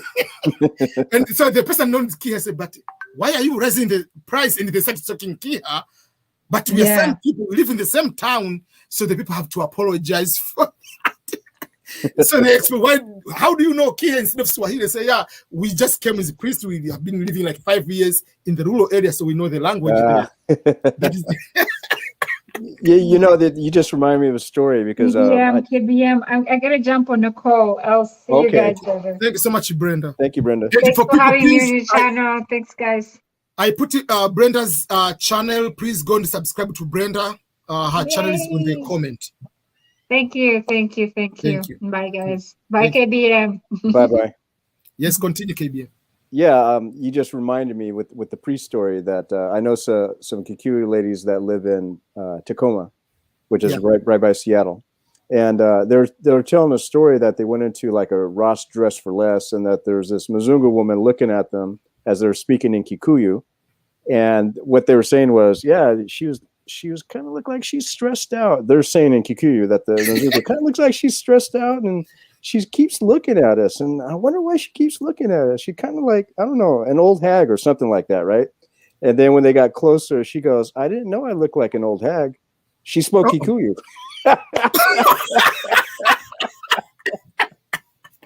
Oh, man. And they became friends. Exactly. But it's funny how that works out, though. Yeah. I mean, the good thing, just for the benefit is just to be a normal, nice person. You don't start talking bad thing for whatever language. Like one time I was in California. I was in one college. I was just sitting there. I was waiting for one of the classes. I usually take I was taking photography classes for whatever, for fun, so that I can get the VA home loan. I mean, VA benefit for education because I qualify. So I need to get any course. I don't need community college per se. So let me go and study about these few things. So I was outside. I was talking to one person in New York, in Swahili. We were just talking, whatever. And he asked me something. So that woman was coming to me and say, so I told the person, please wait. There is one person here is coming, I think, on my direction. He's going to ask me a question. I want to respond to you. So don't go away. So the person came there and he started talking to me in Swahili. And it was white person, like mid-age. So how do you know Swahili? I said, I was born in Kenya, but I grew up in Rwanda, but my parents were preachers, whatever. So I've lived there for over 15 years. So the good thing, we didn't talk bad things, but it was very good to see someone say, you're speaking another language, coming to connect with you. Right. Yeah, so that's why usually, like, no matter what, just find a nice, don't start talking bad things, whatever, to people. You do not know where the background is. Right, exactly. You know, there's this guy named, I know his first name is Keith, like mine. I forget his last name, but he's actually born and raised, a Mzungu, born and raised in Kenya.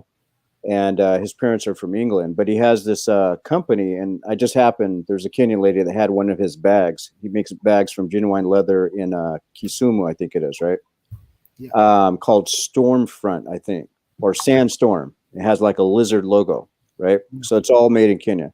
Now, listening to his story, because a friend of mine in Minneapolis has a website, and his story was on there, and he said that he grew up learning Swahili before he knew English, and even till this day, you know, he knows how to speak Swahili a lot better than English. Yeah, and he's a very successful individual. Still lives in Kenya, but you'll find his bags worldwide. Yeah, even like one of my classmates for masters in California, she's the lady. So when we are introducing ourselves, oh, I'm Carissa from, where are you from? From Kenya. You are white. Like, how comes? So the father is British, the mother is American. They have lived all their life. So their 3 kids, they are all born in Kenya, raised in Kenya. The only way she came to America, she came to do bachelor degree, and then she went back to Kenya, and then she came for masters. So she speaks Swahili like me. Even her English is typical like British accent because you live in Kenya, colonized by British. So in America, so it's just like, oh, you are Kenyan. So she eats ugali, everything like us. Like, so if somebody you do not know, you can come and say, what's going on? Like, but in the end, she's like, yeah, she's Kenyan by also nationality, born and raised in Kenya. Right. Now, did you say you're from Kigoma? Yes, my hometown is Kigoma. That's one of my favorite songs. Kigoma. Oh, that is one of my favorite songs, bro. Yeah. So it is a collection of all superstars from Kigoma. Yeah. My hometown, majority, we are very poor. In the sense, the reason being poor is because it's more political opposition, so they don't give attention to development. But it has a lot of talents. When you talk about music, you talk about soccer, you talk about whatever. So we have so people depending more on the talent. So if you see most of one time there was national team or just like youth team, they won World Cup in Brazil. Like out of 15, 20 players, like half of the team was from Kigoma. Yeah, did you have like a champion boxer out of that location at one time? Yeah, yes, we used to have that one. Yeah. Okay. Yeah, we have so many people. Yeah, their talents from there. I think it's usually we tease, but it's true. It's because we have Lake Tanganyika, because of the fish and the sardines, the dagaa. It is easier. While we are poor, we have opportunity to eat a lot of protein through those kind of which helps a lot of kids when growing up. Even if you are poor, eating fish and the sardines is poverty for us in Kigoma. But it helps for us to have good protein too. Right, exactly. Well, Kigoma All Stars is the group you're talking about. All the people coming. Yeah. Hello, Rosalind. Hello. How are you? I'm fine, and you? We are doing all right. Where are I'm you? So glad. I'm calling from Kenya. I'm joining from Kenya. Which city? Nairobi or? Nairobi City, somewhere close to Nairobi. That is Rongai. Oh, Rongata Rongai. I know the places. Yes, Rongata Rongai. I'm so happy. Yeah, I didn't even know how to join, and I managed to join. Oh. Yeah. You are so much welcome. I don't really have a question, but I would like to commend you for the good job. You guys are just so encouraging us. I've been watching you. I found you on YouTube. And your story is so inspiring. I got so inspired, and I'm just working a lot. Like maybe if you continue like that, you can be one of my role models. You said wrong guy? Sorry? You said wrong guy? Ongata Rongai. Okay. The Matatu capital, right? Yeah, it's called Ongata Rongai. Yeah. Okay. Yeah, so I'm just telling BM that he's going to be my role model, because sometimes you really choose a person and sooner or later you get so frustrated by them. Yeah, and especially when they go to politics. Yeah, not even politics. I think the world is changing a lot, and we get so mixed up sometimes. Yeah. So another thing that I really wanted to share with you people is that I don't know if I'm a Luo, in Kenya we are so tribalistic. Yeah. If I'm a Luo or a Suba, then I come to America and I meet a Kikuyu, we'll just be brothers and sisters. Then the moment we come back to Kenya, then we touch soil. We go separate ways and we are tribalistic again. I don't know whether you have noticed that. Yes. Yes and no. The reason in Kenya is different from Tanzania. Mm-hmm. Tanzania, no one will ask you what is your tribe. Yeah. Whenever you meet, oh, you're Tanzanian, that's all. Very rare. And for me, like, someone maybe like I can be in a month, maybe one person can ask, where are you originated from? Just for matter of knowing, but not to. I can never introduce myself. I'm Ernest, I'm Luo, or I'm Muha from Kigoma. No, but in Kenya, it's not a tribalism in a negative way, but it is a pride of tribes. But Kenyans, once they come outside the country, they are more patriotic to their country than Tanzanians. Yeah. Kenyans are more supportive of Kenyans when they're outside. Man, it is easier to connect with Kenyans than connecting with the Tanzanians. This is my experience. Kenyans, when they are here, if there is opportunity, they can share with anybody. Wow. Kenyans, for me, I can consider it's just like West Africans. They have West Africa their own problem when they're in West Africa, but when they're here, they're very tight. There are opportunities for them to give opportunity to another person to share a link, whatever. It's very easy. They don't fear about, for me, showing you how to go and get this job. But Tanzanians and other people from East Africa, especially Tanzania, we still have that kind of jealousy. I don't want you to come here to have better life than me. So, but Kenyan, if you come here, they will tell you, okay. For instance, there's one time, like there is one Kenyan is in St. Louis here in Missouri. We should get in touch. So the guy, he lived in one place. The person didn't even explain about the benefits of becoming maybe a truck driver. But on the own, the person is a truck driver, but didn't show like you can get more money. There is challenges, but it's difficult. Like if I become a truck driver, I'll get my own money. I'm not taking your salary.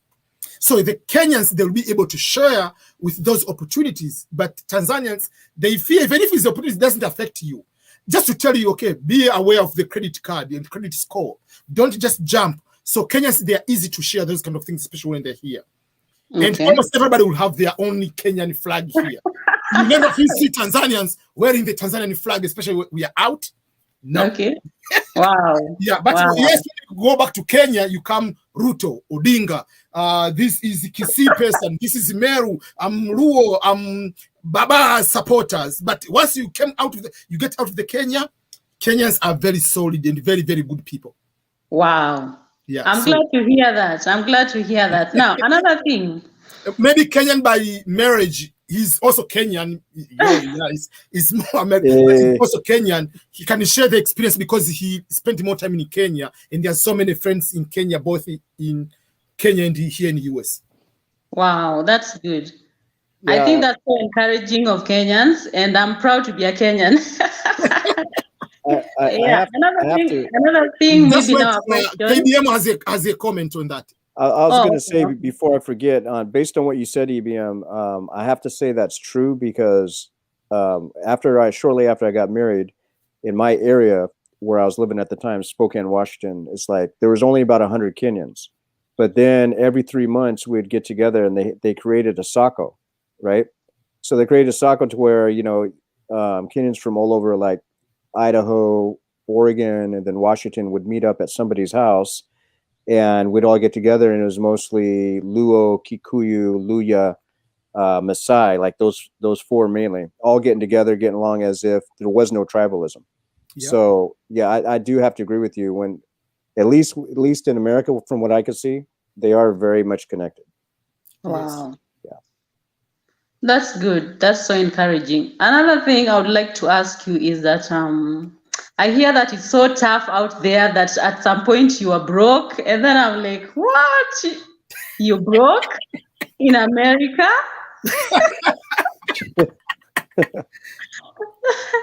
Then I go like, the way you tell it, like it's the land of milk and honey.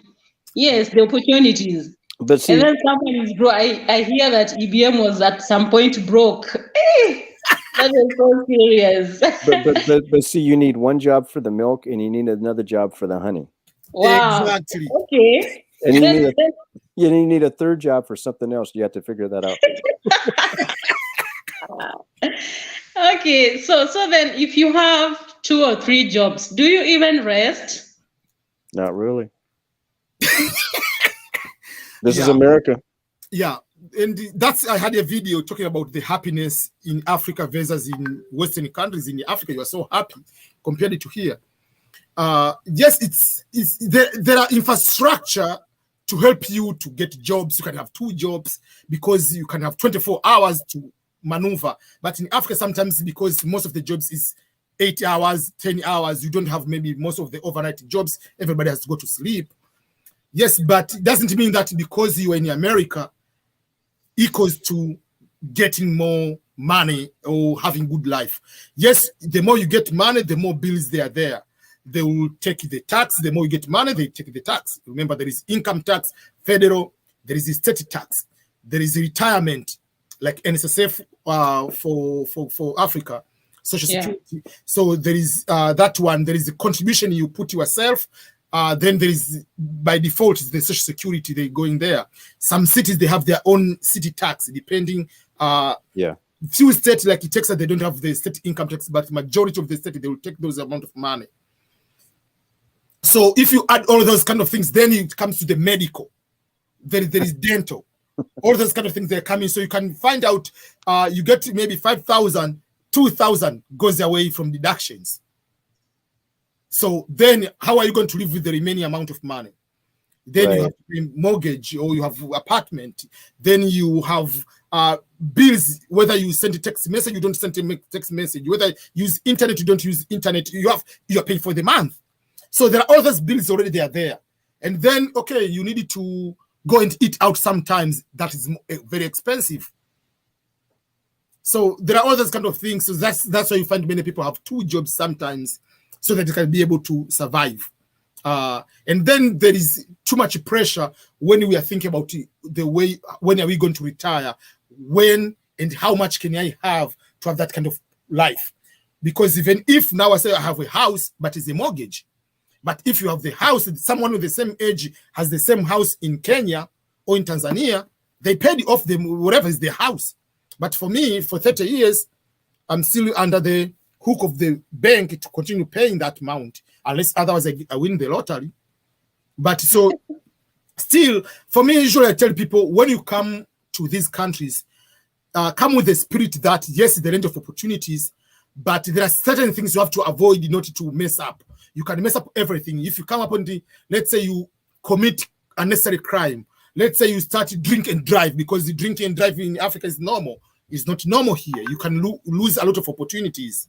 If you come here and start beating women, beating children, like you are thinking that is the way of disciplining to that level. Yes, you can discipline your children, but to what level? You come here and start using drugs, or for instance, those kind of things. So there are certain things you have to avoid. You come here and you start avoiding tax. That is a very big crime. So there are certain things you are supposed to avoid if you do unnecessary crime and you go to the prison, depending on the nature of the crime.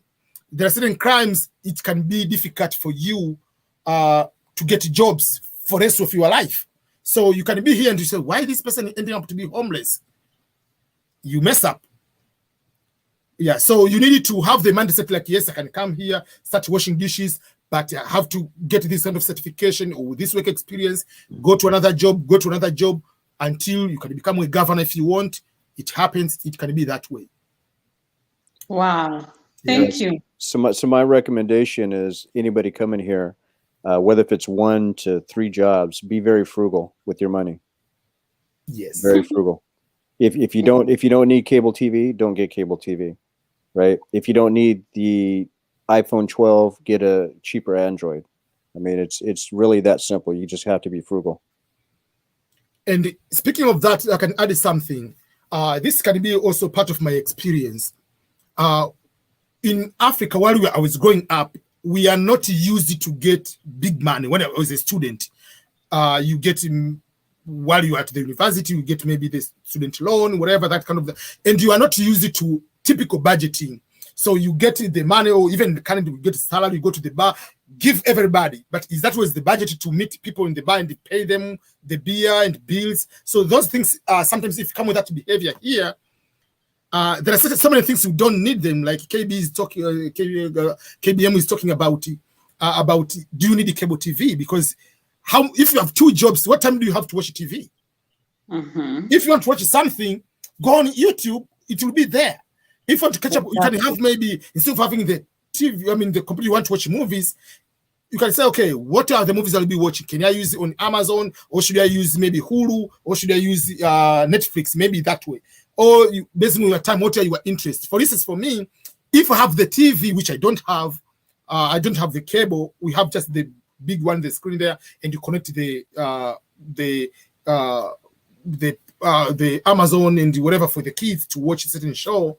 But if I have the TV, for me, it will be just watching soccer live. But soccer live in America, I watch in the morning, which is working hours. So why should I waste my time? So I find the free app, or I'm going to watch the highlights on YouTube. Then the day is over. But the tendency I have to stay in the bar and watch the game, soccer live, I don't have that time anymore. So I cannot pay $200 just for one game on the weekend. So you have to figure out what are important for you in that particular sense. Should I go in the store and buy food and cook, or should I go to McDonald's or to the real restaurant and spend $40 with a tip, $20 or $15, whatever you are going to spend? But so you can go out. We don't say don't go out, but for what frequency? Yes, Africa, we get to use it to eat outside. It's normal and it's not that expensive than here. So everything you have to see, do you really need it? You want the internet, the TV, the home phone. What is the home phone for? Who is calling the home phone right now? You have already a cell phone. So there are certain things you have to see which are really important for you, and not because another person has. The good thing about here, people don't care much about what car KBM or EBM has, because we are driving, which is most of the freeway is about 60, 65, 70 miles per hour, which is about more than 100 kilometers per hour if you convert. Who is there just to watch who is driving what type of car? True. The car is the transportation from point A to point B. The phone is the means of communication. I want to call someone. I want to use for communication. People don't care. I have iPhone 12. I have iPhone 6. People don't care about that. That is the good thing about here. So it's just about your life. You are not competing with anybody. It's not showing off life. And you have to start knowing, like, even if it's not just to have cash, keep it there. Especially we as Black, we usually pretend we know everything, especially in the finance. Go to the professional. Ask the professional advice. If I have to save my money, should I put it on the normal, or should I use a CD, or what can I save my money to be secure that I can get extra money on that? Don't pretend you know how to use to save the money. There are people in that. If you are sick, you can be depressed in America. Go to the professional. Don't pretend that, oh, I'm Black, I'm African, I'm very strong. No, you have a problem, talk to the professional.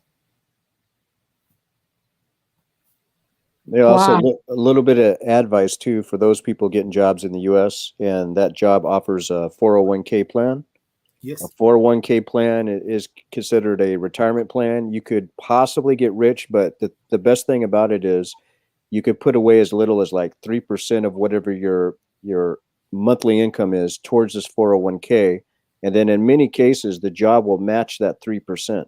Yes. So it's basically that 3% they add on is free money. It's working with the stock market. So let's say in 5 years you put away just 3%. Let's say that's the minimum. You might get about $15,000 in 5 years saved up with your 3% plus their 3%. And if you add more than 3%, that's even going to be more free money for you if you can afford to do so. So you need to balance that out. But if there's a 401k that's offered with your job, I recommend getting into that. Exactly. And even when we find the job, if you find the jobs, if you get the job which they have, because some jobs they don't have, so better the one, like when you are looking, these are for some, but because that one will be moving to any company. If you move, you just continue the contribution. So that is a very good advice, KBM. Yeah. Yeah, because you do not know, you come to realize, oh, you are 62 and you haven't saved anything. That will be another problem. You continue working until you are 75 then, instead of starting having vacation and be playing around with your grandchildren, you are still looking the way of how to survive. Very true. Yeah. Rosalind, do you have any other question? Not really. Thank you. That's all. If I may ask you a question. Yes. Why do you want to come to America or to go to Europe? To locate? Why? I really need to expose myself to a lot of things because I am looking at studying in various countries because it's something that I really like. I just like studying. So if I'm able to sample them up and try a different universities, that's my joy. That's very, very good. Yeah. Yeah. I usually don't. Some people say, I want to go there because if I go there, I'm becoming rich. There is no guarantee. I know out of 400 million in America, I know more than 300 million are broke. Yeah, but there are certain tools you can utilize those kind of things, like there's good education. How can you get those one? Learning the best. Not everything here is good. There are certain things you get good from Africa, good from America. Combine them for yourself, for the rest of other people. That's very good. KBM, do you plan to take Kenyan citizenship, or you have taken already? Yeah, I do plan for it, but the legal way to do it is I have to spend a certain amount of time there while the paperwork is being processed. I cannot live over here and do it at the same time, unfortunately. Now, somebody at my job who's a Kenyan was saying things might have changed with the Constitution as of late, so they told me to check with the embassy and maybe I could do it from here. Oh. But when I'm ready, I do have to spend a certain amount of time there, and I can't leave. Okay. Yeah. That would be good to have both the U.S. and Kenyan citizenship. True. Okay. Oh, and another thing too, I wanted to let everybody know for the Kenyans living abroad trying to go back home, and you're using your Kenyan passport to go back home. When you provide the COVID test, you have to go online and through the Ministry of Health, there's a particular webpage that you have to fill out a very short form to get the QR code. What I found at Air France, there's a lot of Kenyans there that knew nothing about the QR code while a bunch of others did. Yeah. And it held up the line, and we were late 2 hours to leave France back into Kenya because a lot of that. It wasn't just that only, but that was a big contribution to why we were late. So that's very good. Yeah, so this is once you submit it, depending on what time of the day, you'll get that email with the QR code within about 10 to 12 hours. And you can either print it out or leave it on your phone. They just have to scan it. Yeah, I mean, in Kenya, they are very good to update so many things on electronic. Even their e-visa is very, very fast to be approved, to get it. It's very, very easy. Yeah. Yep. Compared to in Tanzania, they started the e-visa. You can apply and stay for 3 weeks and you haven't to go to the e-visa. Yeah, it's not that way. Even in Rwanda, it's not that good. Their e-visa, no. You can apply until you travel 2 weeks later. You haven't been updated to be given. But in Kenya and Uganda, yeah, I mean, within 24 hours, very, very late, 36 hours, you have your e-visa already ready to go. Yeah, I got mine in 48 hours. And they also require that you have to print it out in color. Oh, okay. Nowadays, I decided later because I used to go before the COVID, like 2 times in Kenya, at least per year. So I decided to go to the 5 years visa. Yeah, I'm thinking about doing that too. Yeah, it's okay, let me have the 5 years visa because I don't want it to be going my visa because I changed one passport because I travel a lot and then they just, okay, so if I get 5 years, get this one, that I don't need to have so many pages with their visas. Yeah.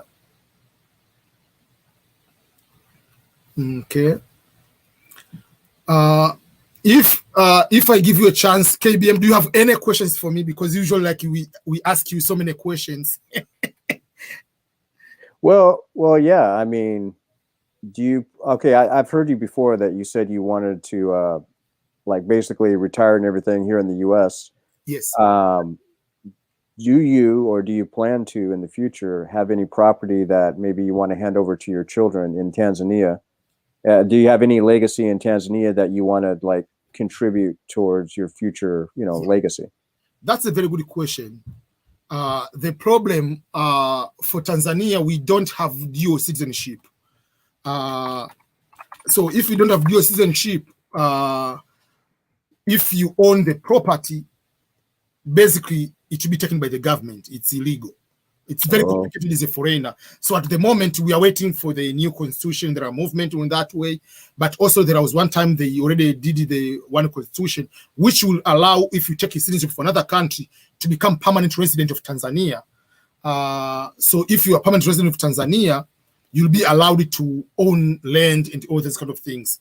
So my plan will be, if I get, they allow that one, I will obviously, even if just for whatever reason, just to have another home, to have like summer, like you can be able to spend 3 to 4 months in one country in the another way. So that will be something like that. And secondly, the way the YouTube going this way, it might make me maybe in the future, maybe half year live here, half live there, and especially when the kids are grown. Let's say if the kids at that time they're in college, obviously my wife and I, we don't necessarily want to be here. We can be able to go to live in Tanzania halfway and halfway here. I want to, I mean, even like because of the COVID, there are some restrictions. I was getting the job to live 5 to 7 years in Africa. I was planning to go to live in Tanzania for 5 years, but last year I didn't get the work permit, because now you have to get work permit. My job allowed me to be able to work from home before even the work from home COVID thing started, 2019 going to beginning of 2020. But the law, even in Tanzania and Kenya, you have to be employed by a company which is registered in the country to be getting the work permit. But you cannot say I'm working with Walmart online, but I live in Kenya and give me the work permit. I can show my salary and I pay the tax. But that is the problem in most of the African countries. So, but with COVID and all these kind of things, I believe most of the work permit regulations will be able to change to allow those kind of flexibility. So that means you can be able to continue working from home and live in another country. That will be very good. If they allow that way, it will be easier for me to go and live in Tanzania for quite some time. I want the kids to have that experience of having another culture life in Tanzania or in Africa in general, like for at least 5 years, and having the American experience, they will make them even stronger and have them more opportunities in both US and in Africa in general. Yeah, I think that's an ideal way of living as well. If you can make that income here or what have you and live over there. Because I like to make it to where I just come back to the US maybe once or twice, check my mail, and then go back home. Yep. Just go to the mailbox and then come back home, and that's it. Yeah, I mean, and the another thing is just like I see, and this is another advantage for me, which is even for you, because for you, you were born and raised here. The way there are things like, if you have never been out of Tanzania, for instance, or many African countries, iPhone 12 is a big deal. If you have iPhone 12 or 11, you're just walking, showing off. There are certain things are a big deal. Like this type of car is a big deal. There are certain going to eat at KFC in Kenya is a big deal. But living for me, being born here, for you, those are not big deal. They are normal things.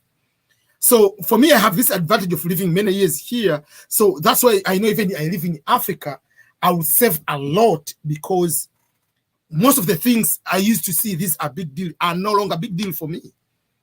I want to live in the rural life, or not typical urban life. I want to eat the natural food. I want to slaughter a chicken, not to go to buy a chicken from supermarket. So for me, supermarket in Africa is not a rich person. For me, I want to have rich food, that the true slaughtered chicken, get my mango, get So for me, I will enjoy that life more than here if I go to that particular situation. Because for me, that is not poverty. That is the real life I want to live in that way. You know, EBM, a lot of Kenyans would be disappointed when it comes to KFC, because, like, for example, at the Southfield Mall in my neighborhood in Embakasi, there's a KFC, and on the second level, there's a club, and it's all KFC, right? So everybody's jamming at the KFC. But if a Kenyan came over to the US and saw a KFC, they would see drug addicts, they would see gang members, they would see arguments at the counter, dirty floors, dirty tables. The polar opposite, because KFC in Kenya is fine cuisine. I mean, it's just like going to the fancy restaurant. Even in Tanzania, like you see, is this KFC or Pizza Hut? Man, it's so clean, it's so beautiful. Man, we could have this in the US, it would be good, but here, like, oh, you don't know. It's ghetto here. They just don't understand, you know. Yeah. Yeah. Yeah. So those are the things that for me, I like those kind of lifestyle at the moment.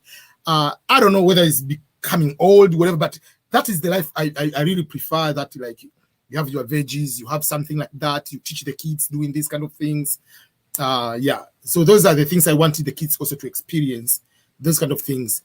But also, the other drive for me to one point to go and live in Africa back for a couple of years, I think I'll be also having, apart from this bigger contribution on the social media or the internet, but to be going to visit different schools.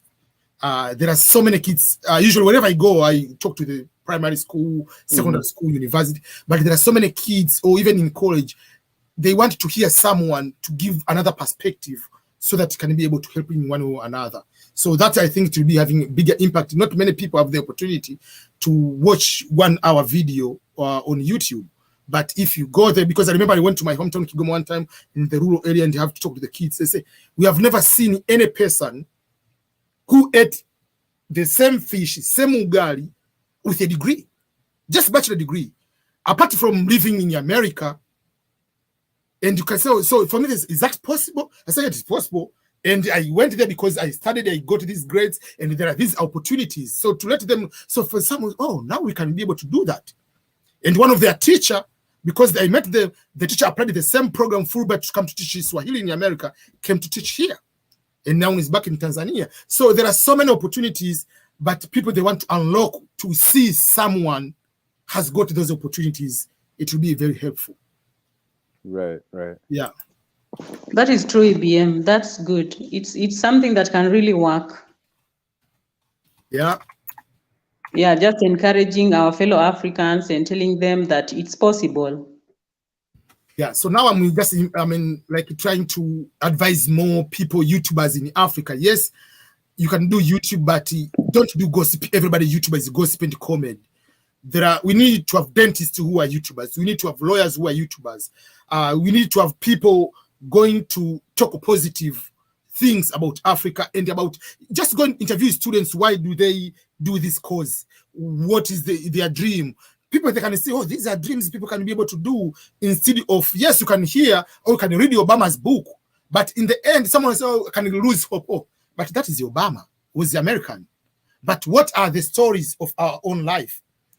You find even a president in many African countries, they don't have the books about their lifestyle, which is sad. Why can't you write a book about your life? Why can't you talk about your lifestyle or your life? So all these kind of things will be able to help many people to see narratives of Africans or their fellow neighbors. They started the chicken business, they grow their business going big. So we can do that. Not only the time we can see the business of big chicken industry in China, and we say, oh, but that is in China. I don't have that money, but let's record interviews of people, the same people in our neighborhood.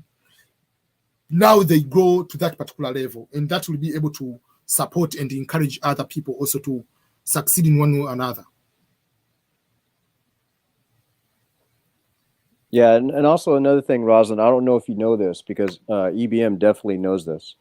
Like okay, here and over there, it's the same as far as schools. When you go to school, they teach you to get a job. They don't teach you how to be an entrepreneur. However, in America, it's very hard to start a business and maintain a business, but it's easy to find a job. Where in Africa, it's the polar opposite.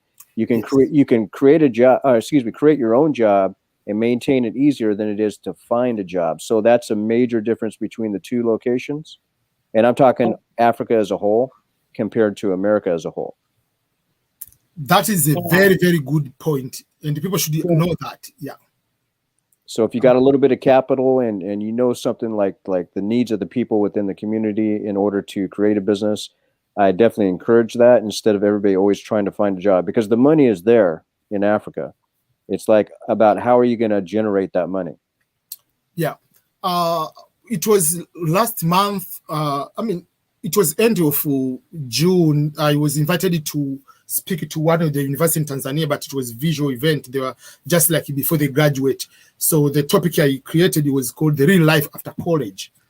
Unfortunately, we are studying for 17, 16 years in Africa, many countries, and everybody, majority of them, especially, they assume business entrepreneurship is for people who didn't go to school.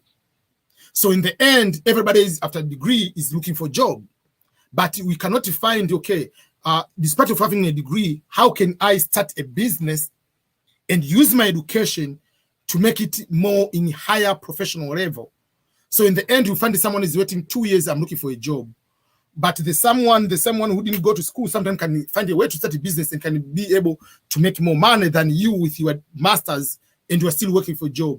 But if we also create it that way, like narrative you are provided, that which here is true, it's easier to start a business, but it's difficult to sustain it, the cost and whatever. But it's easier to get a job and to keep a job and to get a little bit decent money for a job. But in Africa, to get that job because of the small manufacturing sector, we're ending up to have fewer jobs, and many people are graduating. But you can have small income or startup capital. You can start chicken, you can start raising porks, you can start doing these like a small kiosk and grow a little bit into the next level. But to get that job to start with is very, very difficult in Africa. So we have to, especially universities, they have to find different ways to encourage people, not only the time to, even like a secondary school, like, okay, you are studying, the purpose of education is not to get employed. It's just to solve your problems in a very good way. You want to start a business, do a little research.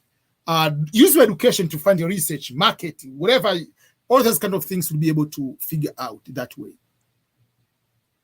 True. Very true. Yeah, yeah. Actually, in the chat, we have Man Killets. He's the guy who I worked with in Mombasa for the couple days. Man Killets, if you can, come join the panel. Let me post again the link here, because it is maybe on the it is already on the chat. Okay, let me post the link here. Okay. Here is the link if you want to join. Yeah, and I just got done watching a video that he had made in Mombasa where he's promoting a local massage parlor from I think a young mother who owns the business. And the way he did it is basically how Miss Trudy does it when she goes and promotes other businesses and stuff like that. And also, if anybody's going to Mombasa, I highly recommend you get in contact with Man Killets, because he knows the city in and out. He's one of those people that he also has a contact. If you need a driver for the entire day, it's only going to cost you about $50 US. You need somebody like him to have those type of connections, because Mombasa right now is under a lot of construction, kind of like Nairobi. Things are confusing, so you want somebody like him to work with you. That would be very good. Yeah, I'm looking forward. Like Mombasa, I mean, they speak very good Swahili, so I'm interested to visit Mombasa. They call themselves 001, the first country in Kenya. Hello. Yeah, hello, what's up? How are you? I'm fine. What about you, boss? I'm doing all right, thank you. I like listening the way you've been doing your advertising. I really like it so much, because I've been following your program so much. I've been following your program. Thank you so much. We are trying to share a few things we know. Yeah, and also it's very interesting. Very interesting. Yeah, the reason why I usually do this way, because while on my end back in 2000 something, you are finding different ways to go to other countries. There are no much of the social media, but it was difficult to find someone and write the email, even they respond to the email, because how you ask, like, how did you go there? Like, it was difficult. So if I wanted to find someone who is already here or in another country to share their story, like what are the challenges, what are the expectations, and I didn't find that person, or some people, maybe they are busy, they cannot respond, and now I'm that person, I'm here.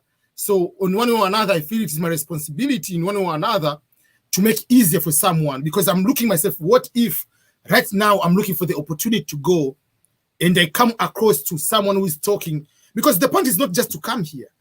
How are you going to benefit by being here? Because you can come here and end up in prison. But how are you coming here to avoid to being in prison? How are you coming here not to end up washing dishes for 10 years to become system administrator?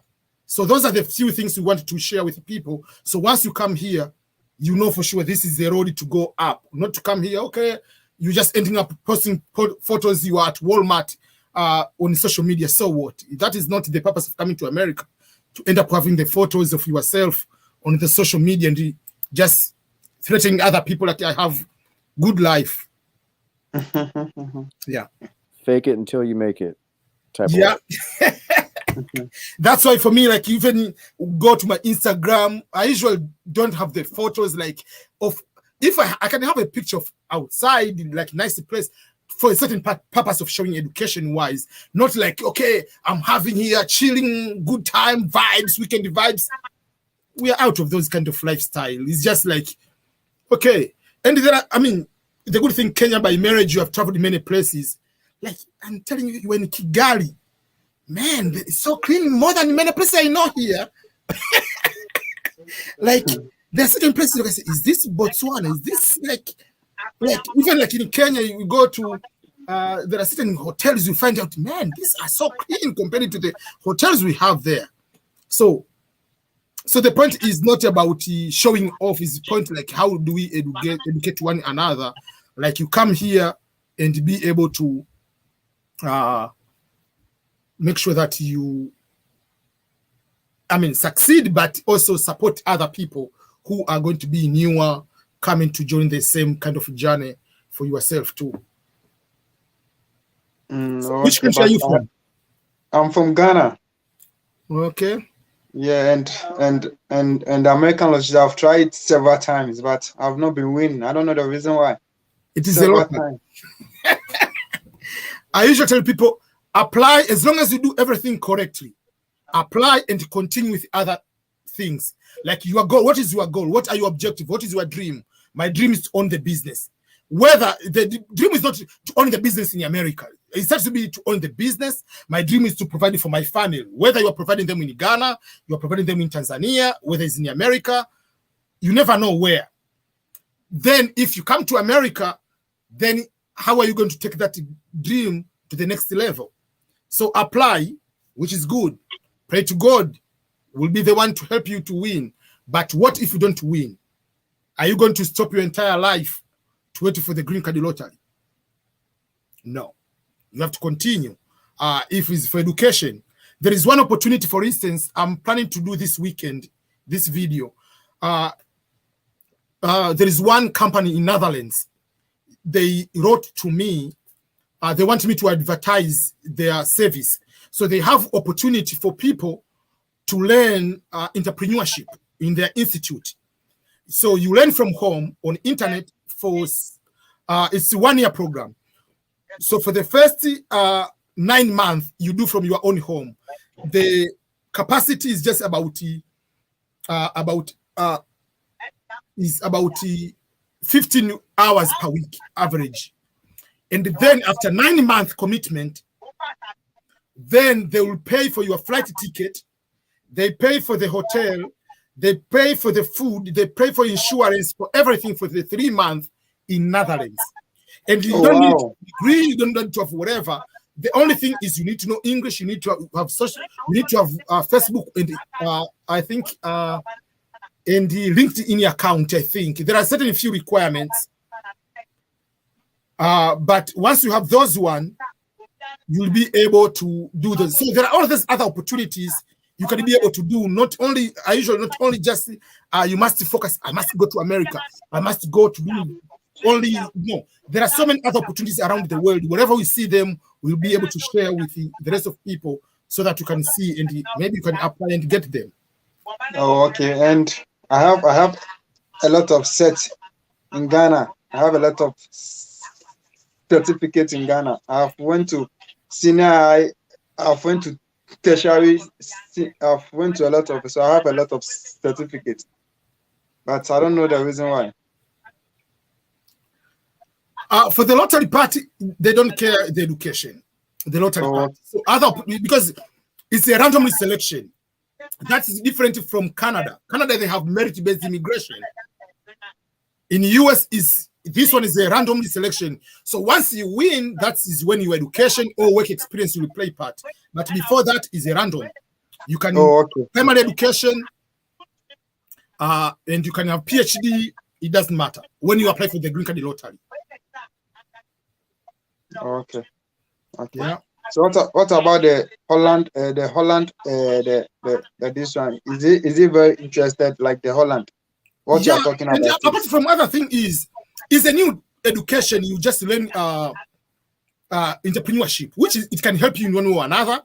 But two, you'll have 3 months paid off to go to another country, go to Netherlands, go there, finish 3 months. Come back to your country. While you are there, you'll get network with other people. You get network of other opportunities. You can find another education because the same institute, they have paid version, so you can see what is there. But going to one country, just like even if you are from Ghana, to go to Nigeria and come back to Ghana, even for 1 month or for 2 weeks, is going to broaden up your head, your mindset. But what about right now when I'm not in Ghana? But right now I'm talking to you, I'm not in Ghana. Where you are now? Turkey. I'm in Turkey right now. That opportunity in Netherlands, it doesn't matter where you are as long as you have internet. Oh, okay. Because you are Ghana, they want any person from around the world. You learn, they give the opportunity to go there. Even myself, I'm in America. If I want it, I can study. Then I can pay for my 3 months to go to Netherlands. So it's just like you're looking for various opportunities around the world. Oh, okay. Yeah. Okay. I really understand what you are saying. Because opportunity is very good. Yeah. So that's another thing.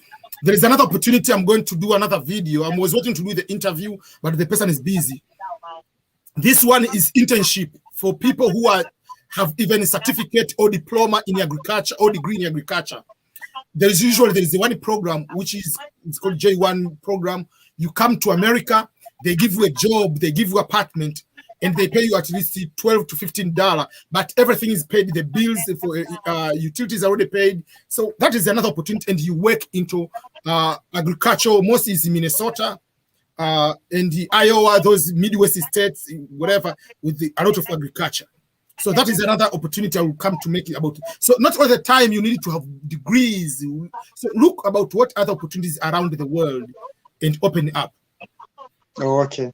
That opportunity is also available a lot of times seasonally in Alaska. Yes. Yeah.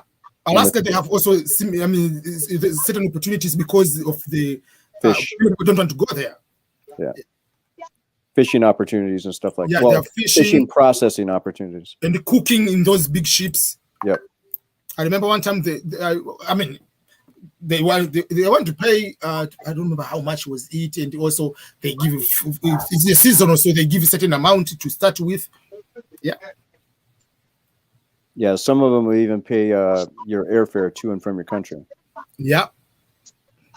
So for me, it's just like going to another country with opportunity is another learning. Not everything you have to learn in the books or in the class. Physical traveling to another country is the big lesson than what you learn from the books. But if you do decide to go to Alaska, for anybody, bundle up because it's cold. Yep. It is cold.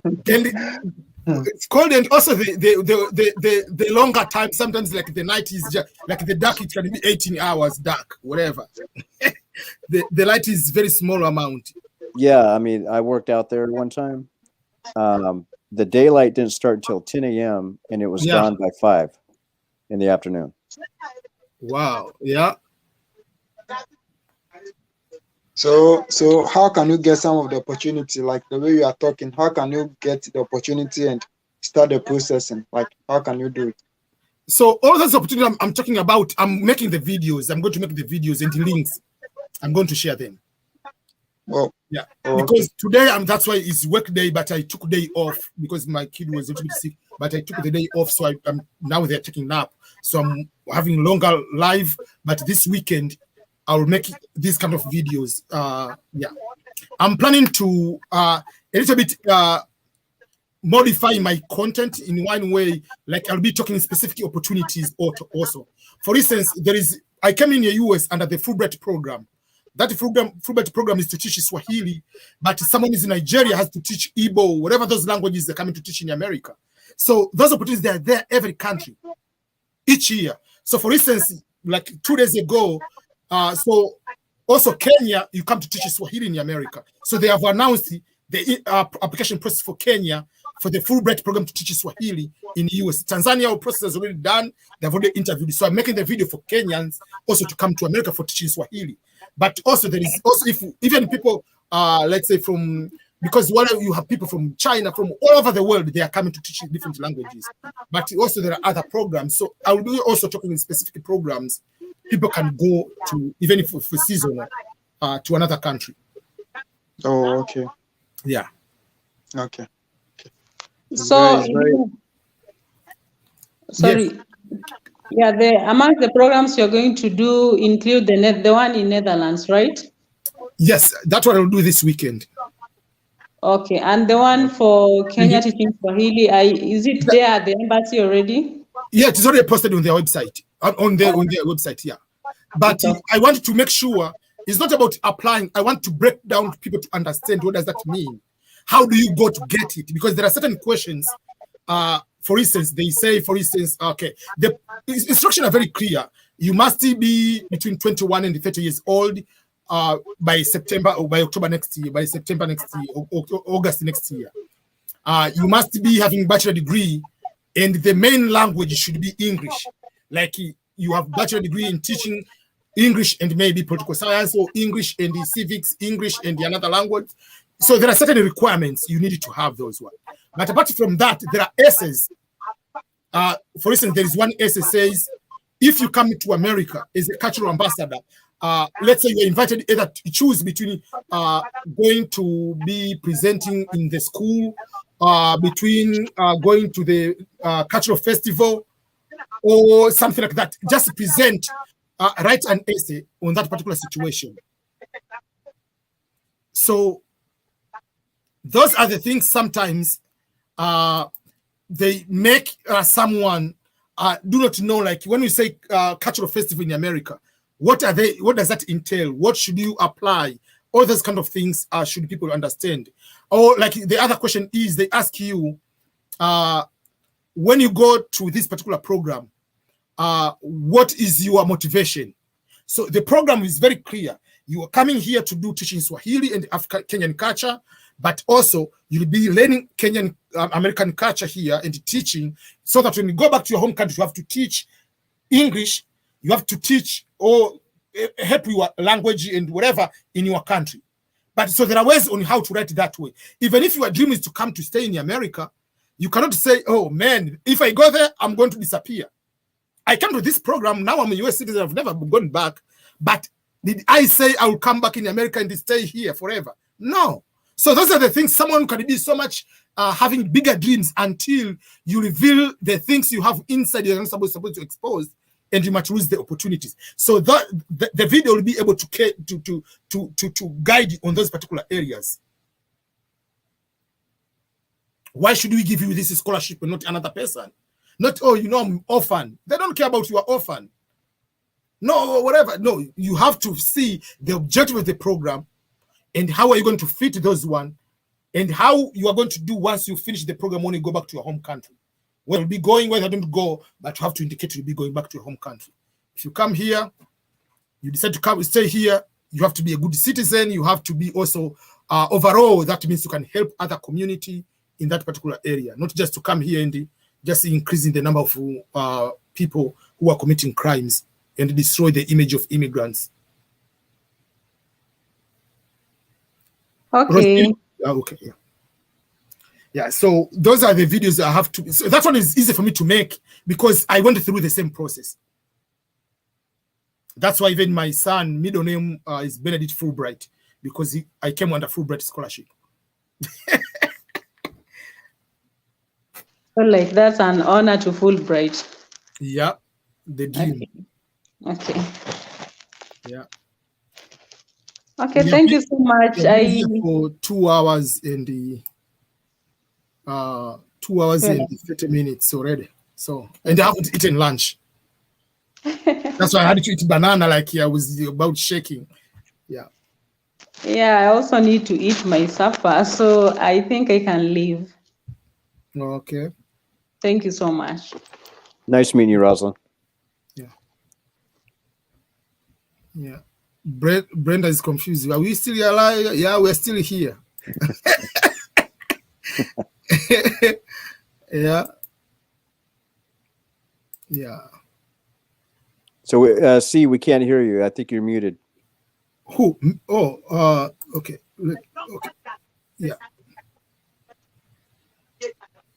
Yeah, please, can you hear me now? Now we can hear you. Yes.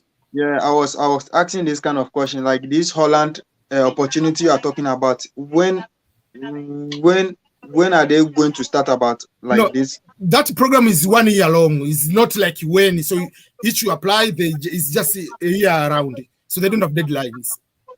Oh, okay. Because it's online program. So yeah. So where can I find the link so that I'll register maybe?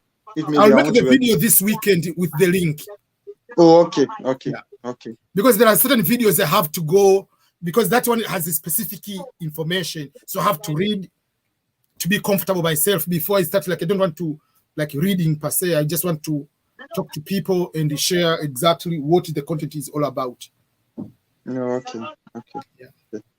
Thank you very much. Yeah. So EBM, I'm going to go ahead and get going. Myself, I also have to go too. So thank you, KBM. You're welcome, and thank you. Yeah, I really appreciate it. Thank you, Steve. Thank you, everyone, for being with us here. Yeah, so I really appreciate for those who are following me on YouTube. I'm going to answer one question from Instagram about how is San Diego. So I'll just answer that one. But let me end up here on, yeah, I have to go and do some few things on my, yeah. So, okay. So for the YouTube bye-bye, I'm going to finalize the question on Instagram. Then I will be able to end this one. Okay, let me end the live on YouTube first.